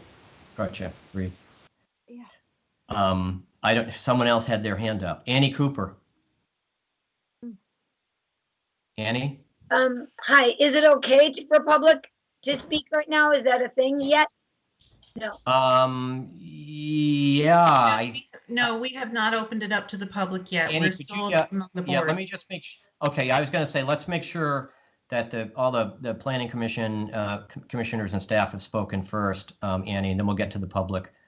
So who else? Anyone else have comments? Members of the select board, any thoughts or comments? Go. Pat? I do have one, and actually stretches way back towards the beginning. Do we need to make any changes to the charter that would define the request that was made from us to allow for a large amount of alternates onto this new planning commission, or is the position of alternates not something that needs to be included in the charter? I just want to get some clarification, because that seems to be the one point. Pat, you know what? If we could just get the answer to that, that'd be great. Pat, we have a item on the agenda for this evening to discuss charter changes based on what we've heard tonight. So I think we might want to defer that question to that point, because there might be others that come up, and I'd love to hear from Craig and Evan about that. Okay, absolutely. Hi, this is Suiso. I have a comment. I can see that George has a lot of concern and a lot of protectiveness, and I think that moving forward, whatever happens between the two communities, that the village is a very special place that deserves special recognition, and I think that it will be handled that way through zoning or some sort of special overlay district or designation.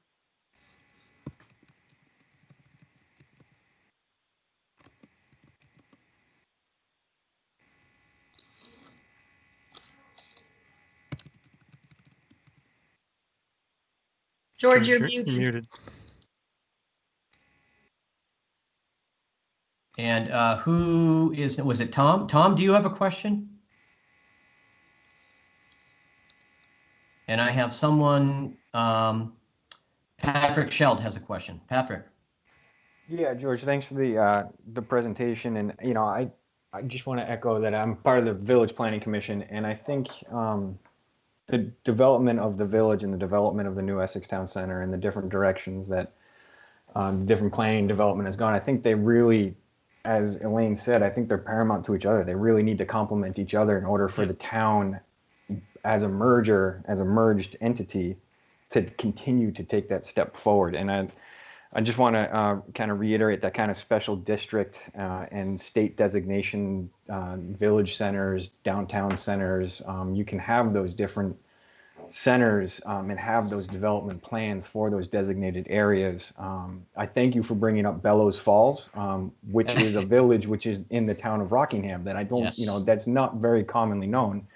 Likewise, Jeffersonville is a village in the town of Cambridge. White River Junction is a village in the town of Hartford. And in fact, Hartford has 5 villages within itself. Queechee is a village within the town of Hartford. So there are examples of how these things and these different development plans can complement the overall community and really push the overall development. I think there are examples out there, and I've seen on Front Porch Forum, and I know this might not necessarily be the place, but people are worried about the village losing its identity if we merge with the town and become the town of Essex. And I just think that's inherently false when you look at these other designations and these other special places. They just they hold their identity, and Five Corners in the Village will always be the village of Essex Junction. We're just going to have a different governance, a different way of potentially moving ideas forward. So that's all. Thank you, George, for your presentation. No problem. Great. Thank you. Good comments, Pat. I'm not able to see. Oh, Darren. Okay, Darren, please. Yeah, thanks for that presentation, George, and for the discussion we've had. And to follow on Patrick's comment a little bit, there is the village and there is the town, but there's actually lots of places within each of those jurisdictions that I would consider their own special places. There's 40th and Allen, there's the Susie Wilson corridor, there's Saxon Hill and the whole rural Essex. I think there's, I think a lot of focus should be had on, emphasizing that these two places are unique and they are part of the community and the broader fabric that I think we want to try to encourage. And I'm excited to, get into more of that as the longer I'm here. All right. Appreciate that. And I want to follow on and go back and say, part of the rationale for this presentation and trying to pull this meeting together is to say, I think we see that there's a really good conversation to be had here amongst all of us. And so, and there's no time like the present to start it. So, let's get the ball rolling and have more of this discussion. And who else had their hand up? Someone did, but now they disappeared. Sorry.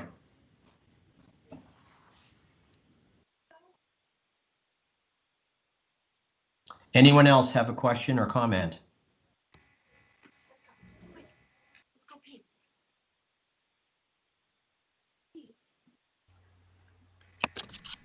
Can we go back to Annie now? Yeah, let's go back to Annie. Annie, So did you have something you wanted to say? Do we want to do an official open it to the public for comment? Is that where we're ready to be on the agenda? Yeah, if no one else has a comment about the presentation, none of the other planning commissioners or staff have a comment or question about something, let's maybe take some questions from the public, see where that takes us. Is that okay, Elaine? Yeah, can we just confirm that none of the trustees or select board have any comments or questions? Just wanted to do that formality. All right, so we're gonna shift to item G in the agenda, which is comments from the public. And Annie was the first person to raise her hand, but if you wish to speak to address what we've been talking about, raise your hand or mention in the chat and we'll call on you in order. Go ahead, Annie. Thank you for waiting. Thank you so much for the respect to be allowed to speak. George, I have been watching you, I'm going to cry. I've been watching you be so strongly thoughtful and gracious, and your role in the village since 2009 has been one of constant support and kindness and Thank you. Diplomacy, and you have really, really put your time in, and you've really been so solidly consistent for us, and I'm so really grateful. It's really true, George. You're really, and I think that what you presented here this evening was a lot of your passion from all of that work that you have put in. And my respect for that work and your thought process and what you know and your historical knowledge and your dreams and goals for our village are extraordinary. All right. Well, thanks, Annie. I appreciate that. And I'll send you your check next week for saying I'll Well, appreciate. you might want to, when I finish, you might. So anyway. Did you want cash this time or okay, just a check? All right. And I'm so grateful for all of that. I do think, however, that with all that, not however, with all that being said, I do feel, and I saw Andy nodding along when I agree with Louisa, I agree with Pat. I saw you and Tracy get on the same page before, and I think that ultimately we can trust deeply our merged community to carry, as Darren said also, these pieces that respect all of who we are. And maybe it won't look exactly like you've been going for a long time, but I think that the camaraderie and collaborative effort will net us such a beautiful thing that maybe it will be better than what we dreamed of, even if it's not exactly the path that you were hoping for with your entire presentation. And I know I see your face. I think that we can trust a merged community to look after all the gems that we have and are. And yeah, I think trust. I think we need to trust our future. That's what I want to say. Appreciate it, Annie. I think that the most important thing, and I really appreciate the kind comments. Thanks sincerely. That's very nice. I wish I could actually live up to all of that, but I appreciate you saying it. Already have. But I think the important thing, as I keep saying, is that we begin to be thinking about this because I think for the last 2 years, we've been so focused on other aspects of merger and we hadn't really thought a lot about this. And in my mind, this is the really critical stuff that we haven't been thinking about. No offense to anyone else, but I think so. And if I was trying to be a little provocative, and I hope I was, because I think being a little provocative stimulates good thinking and good dialogue. So thanks, Annie. I do too. And so do I understand then, George, that you're saying, to be honest with you, people, I think some of the apologies you were making before got me a little bit lost until I understood. So if I understand you correctly, you're saying that you just want to ensure that as we grow forward, we recognize where our work needs to begin and what we really need to aim for. That's right. Thank you so much. Thanks for the time you've given me to speak. All right. Thanks, Annie. Appreciate it. Anyone else, please? No, we all good? Any other comments from the public? Go ahead, Irene. I see Patty waving her hand. I think she was doing that first. Would she like to go? Thank you. Yeah, I'm not getting everybody's hands. Elaine, if I'm not calling on someone, could you call them? Because I'm not sure if I see everybody. But go ahead. Absolutely, but Patty waves to the camera. So Patty, go ahead. Okay. I just wanted to say that, to tag along with Tracy Delphia. Tracy, I'm probably mispronouncing your name. I just want you to know that the year and a half I sat in all the Essex Selectboard community development meetings, planning commission meetings, that it was such an honor to sit through that and look at and learn about the community plan, like Tracy was talking about, having a plan. Because if we respect each other's town center, I'm obviously involved in the Essex Town Center because I went to a lot of the planning commission meetings and I found them fascinating. They work so hard. John, you did a lot of the talking on the planning commission. I just want you to know that you're awesome. And everybody on the planning commission in Essex that I got to know, I really learned a lot and enjoy those meetings. I just want to say that I think that, like Tracy said, we may have different plans for our centers, but I can see someday our two centers connecting, whether it's a trolley, whether it's Route 15 between the two centers down the road. We just have to have that respect for each other now that we want to develop our own town centers, but that doesn't mean that we can't have all these little areas within our two town centers between the two, and invest in that connection between the two. That would really be cool. And that's all I wanted to say. Like Tracy said, you can't have the cart before the horse. You have to have that plan. And if we have two different plans, we need to go forward with those two different plans. And then eventually, I think we will connect one way or the other. We will connect. That's it. Right. Right. Great. Thank you, Patty. Thank you. And I like the idea of a trolley. I think that's a fantastic idea. Go ahead. Irene. Irene? Thank you. I see that we have a 7-member board proposed for the Planning Commission and the DRB, and so I would ask that you honor what the voters asked for in March and make that an even board. And since the Planning Commissions have always been larger than the Selectboard in both districts, I would ask that you make it a 4+4 board in both places, and that way we have an adequate number of people to speak to whatever district they have the expertise in as plans come up and things come before that new board or those new boards. Thank you. Okay, thank you. Anybody else?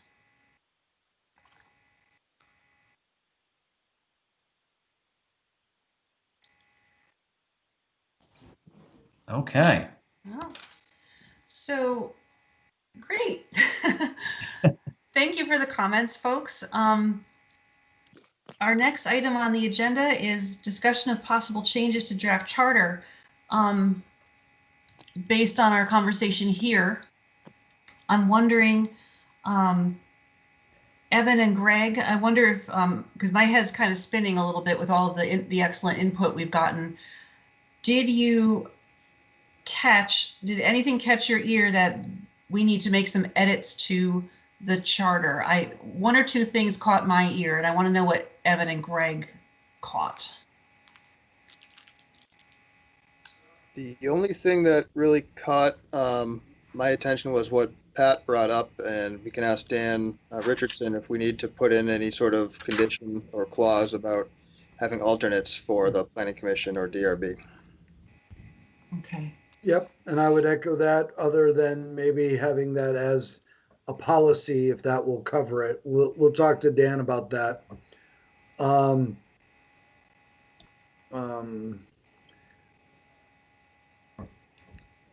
think 7-member an odd number board is appropriate. They are, if I remember correctly, they are elected at large, so they should be representing the entire community. And the plans, as Tracy had mentioned and others, they are implementing the land development code and the plans, the comprehensive plans of the community. That's what their job is. It's not political. Right, Evan. I mean, the planning commissioners aren't elected anyway. They're appointed In our community. Sure. And the voters voted on the select board, not the planning commission. So, sure. Yeah. One language change that Darren Shibler called my attention to, the section 803, planning commissioners will be chosen from among the qualified voters. So I would like the phrase qualified voters to change to something that allows for non-voting residents and actual non-residents. Darren alluded to state statute that allows something like that. So perhaps we could ask Dan to change that language so that we can make sure that underrepresented populations are able to serve on the planning commission, even if they are not registered voters. And then if there are other experts from outside of the community that want to serve, that they have the ability to do so. Greg. We'll be happy to check with Dan on that one. I believe, if my memory is correct, that statute just says that the majority of planning commissioners have to be from the town. I think that Darren mentioned that as well. I believe right now the current village charter specifies having planning commissioners from within the village. So that's probably where that came from.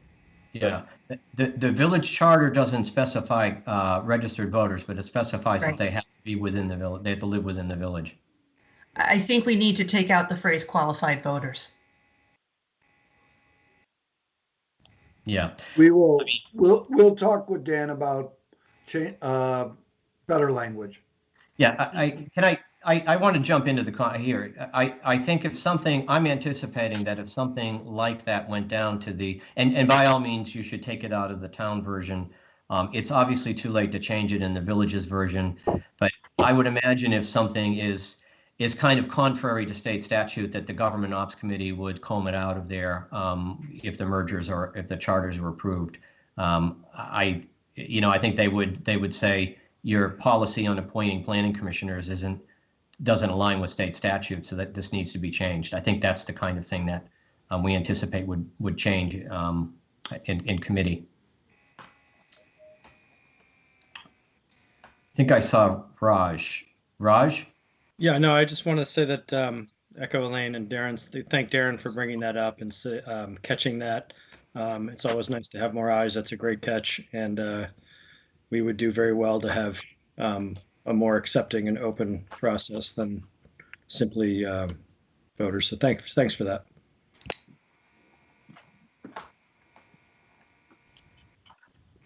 Darren, please go ahead. And just to point out quickly that also applies to Section 804 for the Development Review Board, not just the Planning Commission. Thank you. Is there anywhere else we've used that?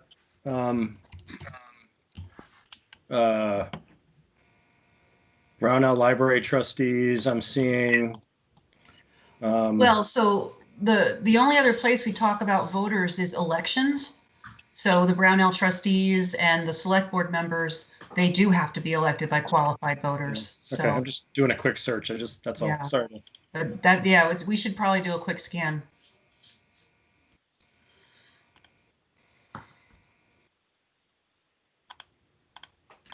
Anyone else?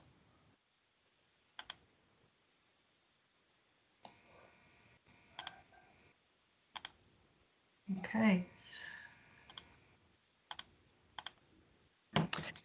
Elaine, what is do you have the agenda in front of you? I do. Okay. Is your question what's next? Yeah, the next, hang on a second, I'm getting it up here now. So we're still talking about discussion of possible changes to the draft charter. Is that what that we're doing now? Right. H. Okay. But I'm not seeing any other hands. So if board members or commissioners don't see any other significant issues that merit a change to the charter, then I think we're done with that part of the conversation. Okay. And Evan and Greg, I know you said you'd go to Dan Richardson with those specifics, but perhaps you could also, when you talk with him, just talk about the overall gist of our conversation tonight with the commissioners and the zoning board, and make sure Dan doesn't have any other, doesn't pick up any other possible changes that might have to be made based on our conversation. Absolutely. We have a couple of cleanups that he was looking into.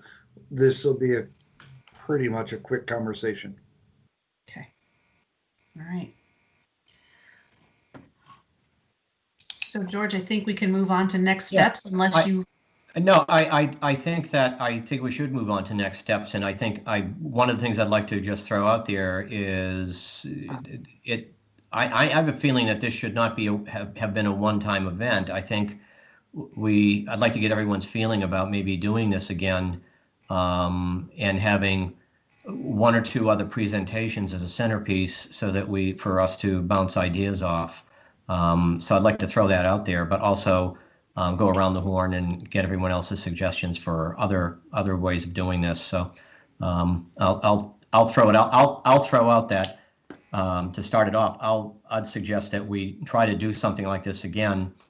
We're heading into our maximally busy season for the elected boards and staff.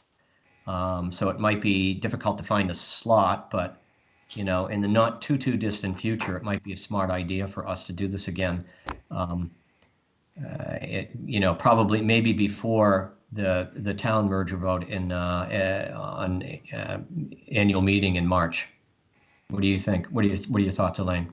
I think that's a great idea. I think maybe after middle of January or later, after the Something like staff has that. had a chance to put the budget to bed. Yeah, okay, that sounds good. Yep. Other thoughts, folks? There's like 25 of you out there. Someone has to have a comment.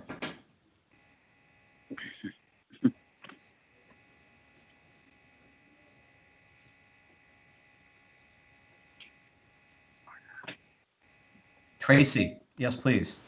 Hi again. In my time on the ZBA, there's never been a consolidated forum for communication. And I just wanted to raise the idea of potentially having at least an annual meeting between the select board, the town ZBA, the town planning commission, and likewise in the village, if merger passes, all combined, one happy family. In previous experience, what we would do is we would get everybody in the same room, feed dinner, choose a topic, and really flesh out the details just to make sure that everyone is sort of pushing in the same direction. Just to touch base, use it for a charrette, for a presentation from potentially a consultant, just to have that in-person communication from a planning perspective, from a governance perspective. I couldn't agree more, Tracy. That's an excellent idea. Yep, agreed.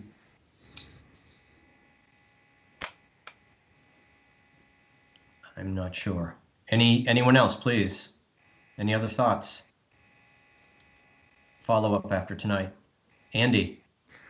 I just did a quick look through the charter and library trustees and the moderator are the other two places where it says qualified voter. There's only so.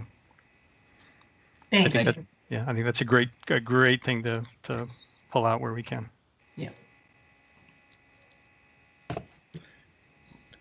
I just have a late thought on this.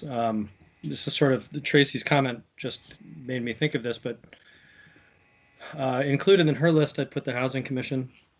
Yeah. And I'm wondering in this conversation, now that she made me think that, thank you. Maybe future conversations like this, they should be represented as well. And maybe not tonight, obviously. So it's more to do with the charter, but they're getting going, and it would be good to keep them engaged with all of this. I'm trying to catch up and learn how this all works myself. So, yeah, just wanted to throw that in there. Also, Raj, Bike Walk Committee and the EDC. Yeah. You raise a good point, Raj. I'm not even sure that all of our planning commission members in the town and the village are they even aware that we have a housing commission now. I don't think, at least we in the village haven't had a formal discussion with them. And how are their activities? How is the housing act? And because this is a joint village and town housing commission, how are their activities going to be integrated with our planning and community development activities? That's an interesting conversation for us to be having. And I down the road, we've been very busy, but we sort of just launched this commission, but really haven't sort of brought them into the process, so to speak. So that might be something to do for our next meeting as well. I mean, maybe that's something that we can put together a subcommittee, of maybe members of the planning boards, our boards, the housing commission, just so they can get to know each other a little bit and have a conversation about how to work together as the housing commission started. Right. And get them started on the right foot, get them started with some relationships. And I don't know, yeah. I think Aliso is trying to talk. Aliso? Yes, sorry, and I apologize, Raj. I did not mean to speak over you. Even with my spotty connection. So I've been working with Robin and Darren on the Housing Commission. Oh, okay. And one of the things we've been working on, so we've only had one meeting. It was attended only by 4 members because 2 had family emergencies at the last minute, and one had explained previously that she was not going to be available until the beginning of November. But in any case, what we talked about was spending roughly the first 3 months educating the board on the goings on in the town and the village. And so I have a list here of, I mean, it's not an exhaustive list, and of course it's everyone that you've mentioned already: the EDC, Conservation and Trails, Planning Commission, ZBA, the Energy Commission.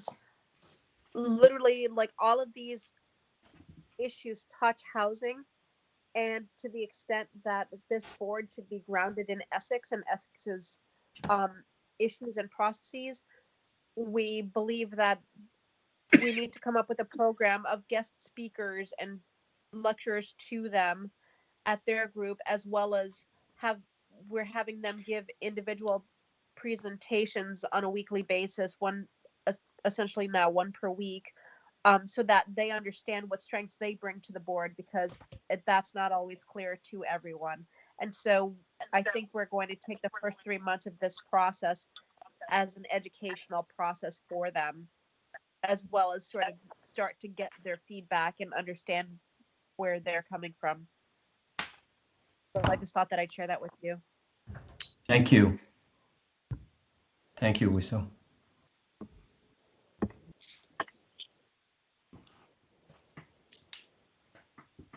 Elaine, you're muted. Sorry. That's a great next step, is to start thinking about planning future communications between these committees.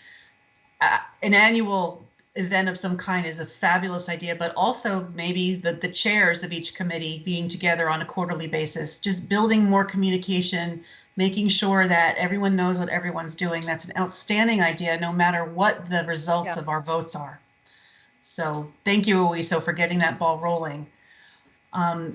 So George, Raj, go ahead.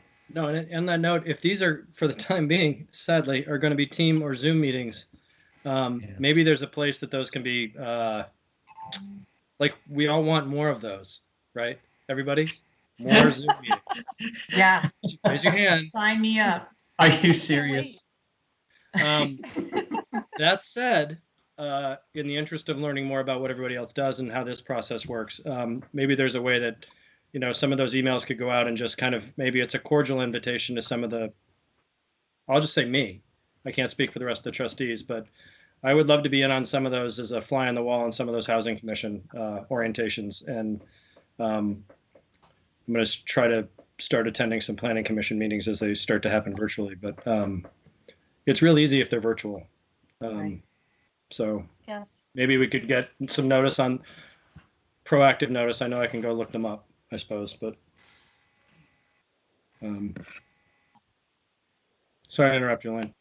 Oh, not at all. I think that's a really, everyone is swamped, but virtual meetings do make it easier to drop in on what other committees are doing. And so everyone is welcome to do that, of course. So, but it's a good practice for all of us. So George, next steps for the village, your merger charter is on the ballot. Right.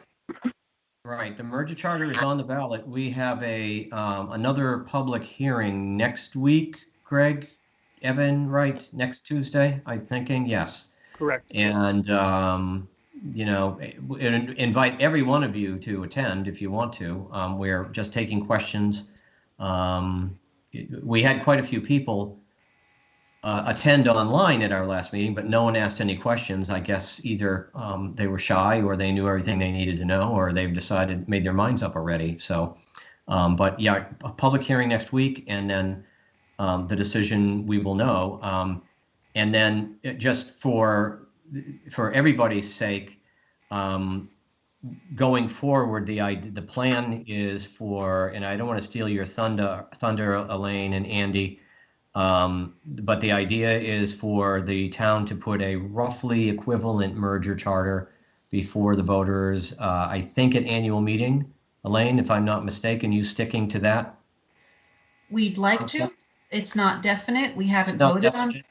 Right. And So then if that gets put out and that gets townwide, that gets voted on by voters in the town and the village, if both charters are approved, and there are some, and we already know there are going to be some differences between them, but we have a sense that those differences can be negotiated or resolved in the Government Operations Committee meeting in the Vermont House. That it's not unusual to have that happen. And just to digress a little bit, probably we're talking about minor nuances and some minor changes like we discussed tonight, but obviously the big one is in terms of a representation board. The town looks like you guys are going to stay with the 3-3 model. I'm not sure. I don't want to assume. I'll let you speak after me. And the village, anyways, my way of saying that in the village, we have our representative board would have three folks, 3 seats reserved for village residents, 3 seats for town residents, and 1 seat would be elected at large from anywhere in the community. And that's our plan. That's in front of the voters right now. And Elaine, I'll throw it back to you in case you want to correct me. no corrections, George. Thank you. The select board just last night finished editing the charter version that we're working on, and we were anticipating that this meeting might generate a couple more changes, which we most likely will get a few small changes based out of the 2 items that we discussed just a few minutes ago. And we'll go to Dan Richardson for that so that we're not spending a ton of time wordsmithing. November, we will have 2 listening sessions. I'm assuming they'll be tagged on to existing select board meetings, the November 2nd, and I'm not sure when the next one is in November. But the 16th. Awesome. Thank you, Andy. So we'll do listening sessions there.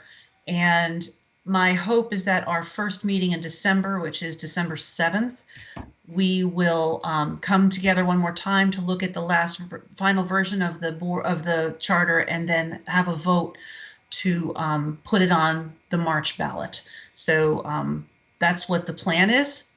And that's it. That's what the plan is for the select board. And you're right, if it does pass the town voters, 2 different, and it passes the village voters, 2 different charters will go to the State House, and they will not be materially different except with the representation models. And we are going to have to await the ruling of the legislature as to how to resolve that issue.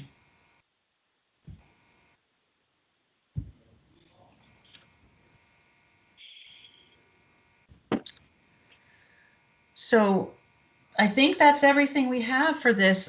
We have a board member comments section and an upcoming meeting schedule. I don't know that we need to talk about the schedule, but do board members have any further comments? And by that, I mean also planning commissioners and zoning board members. Any final comments or questions?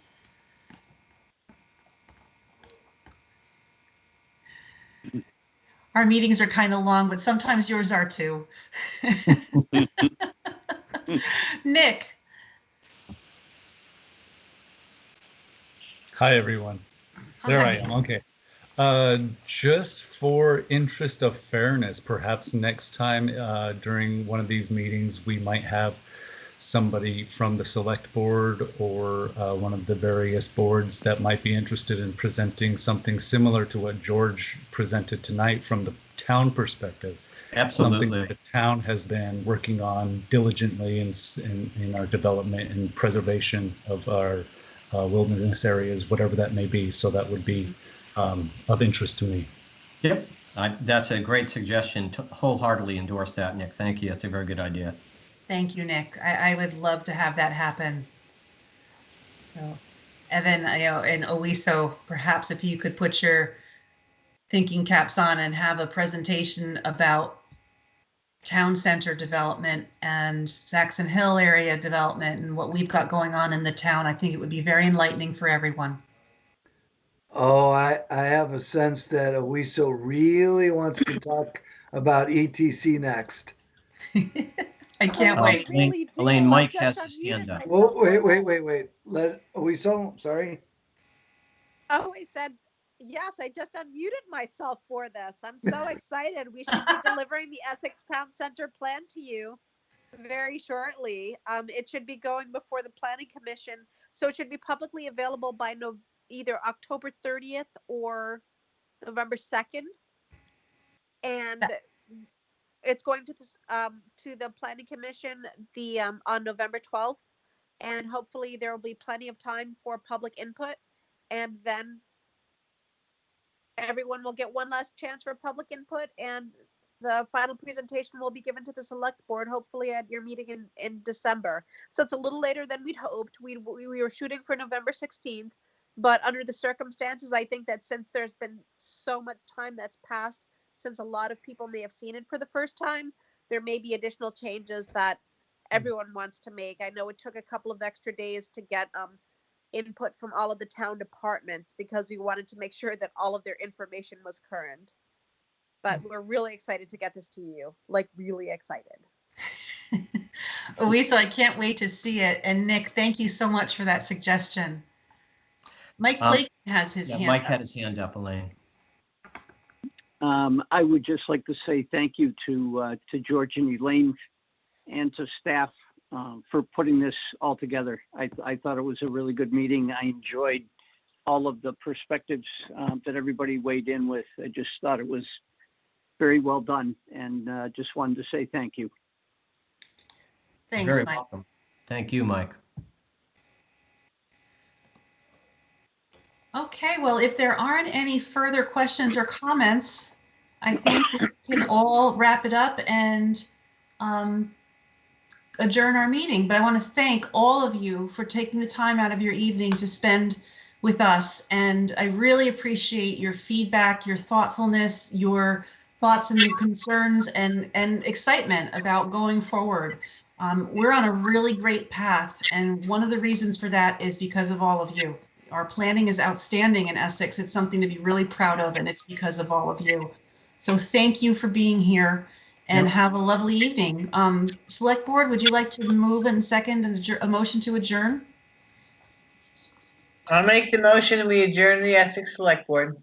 Thank you, Dawn. I will second that motion. Thank you, Vince. Any further discussion? All those in favor, please say aye. Aye. Aye. And on behalf of the trustees, I will make the same comments, observation as Elaine. I appreciate everyone coming here. You know, we had thought of doing this. We thought, listen to this, folks. We had the idea long before there was a pandemic of renting a beautiful spot somewhere up on Lake Champlain and spending a weekend together talking about planning and development. That sounds like that would never happen now. That's never going to happen. And you know, I had visions of us walking around, you know, after a long day, maybe with glasses of champagne overlooking lake, you know, watching the sunset, thinking about grand visions of the future for our community. You know, now it's not going to. Well, maybe we can make that happen. You know, we'll do our best. We'll do our best. But anyway, this has been almost as good, almost as memorable. Good, Elaine. I'm going to put my mask on too. And so for the trustees, for Amber and Raj and Dan, do I hear a motion to adjourn the trustees meeting? I move we adjourn. Second. Second. Any further comments? All in favor? Aye. Aye. Aye. Thanks for coming, guys. All right. Thanks, everyone. Have a great evening. All right. Good Bye-bye. night. Be safe. Be safe, please.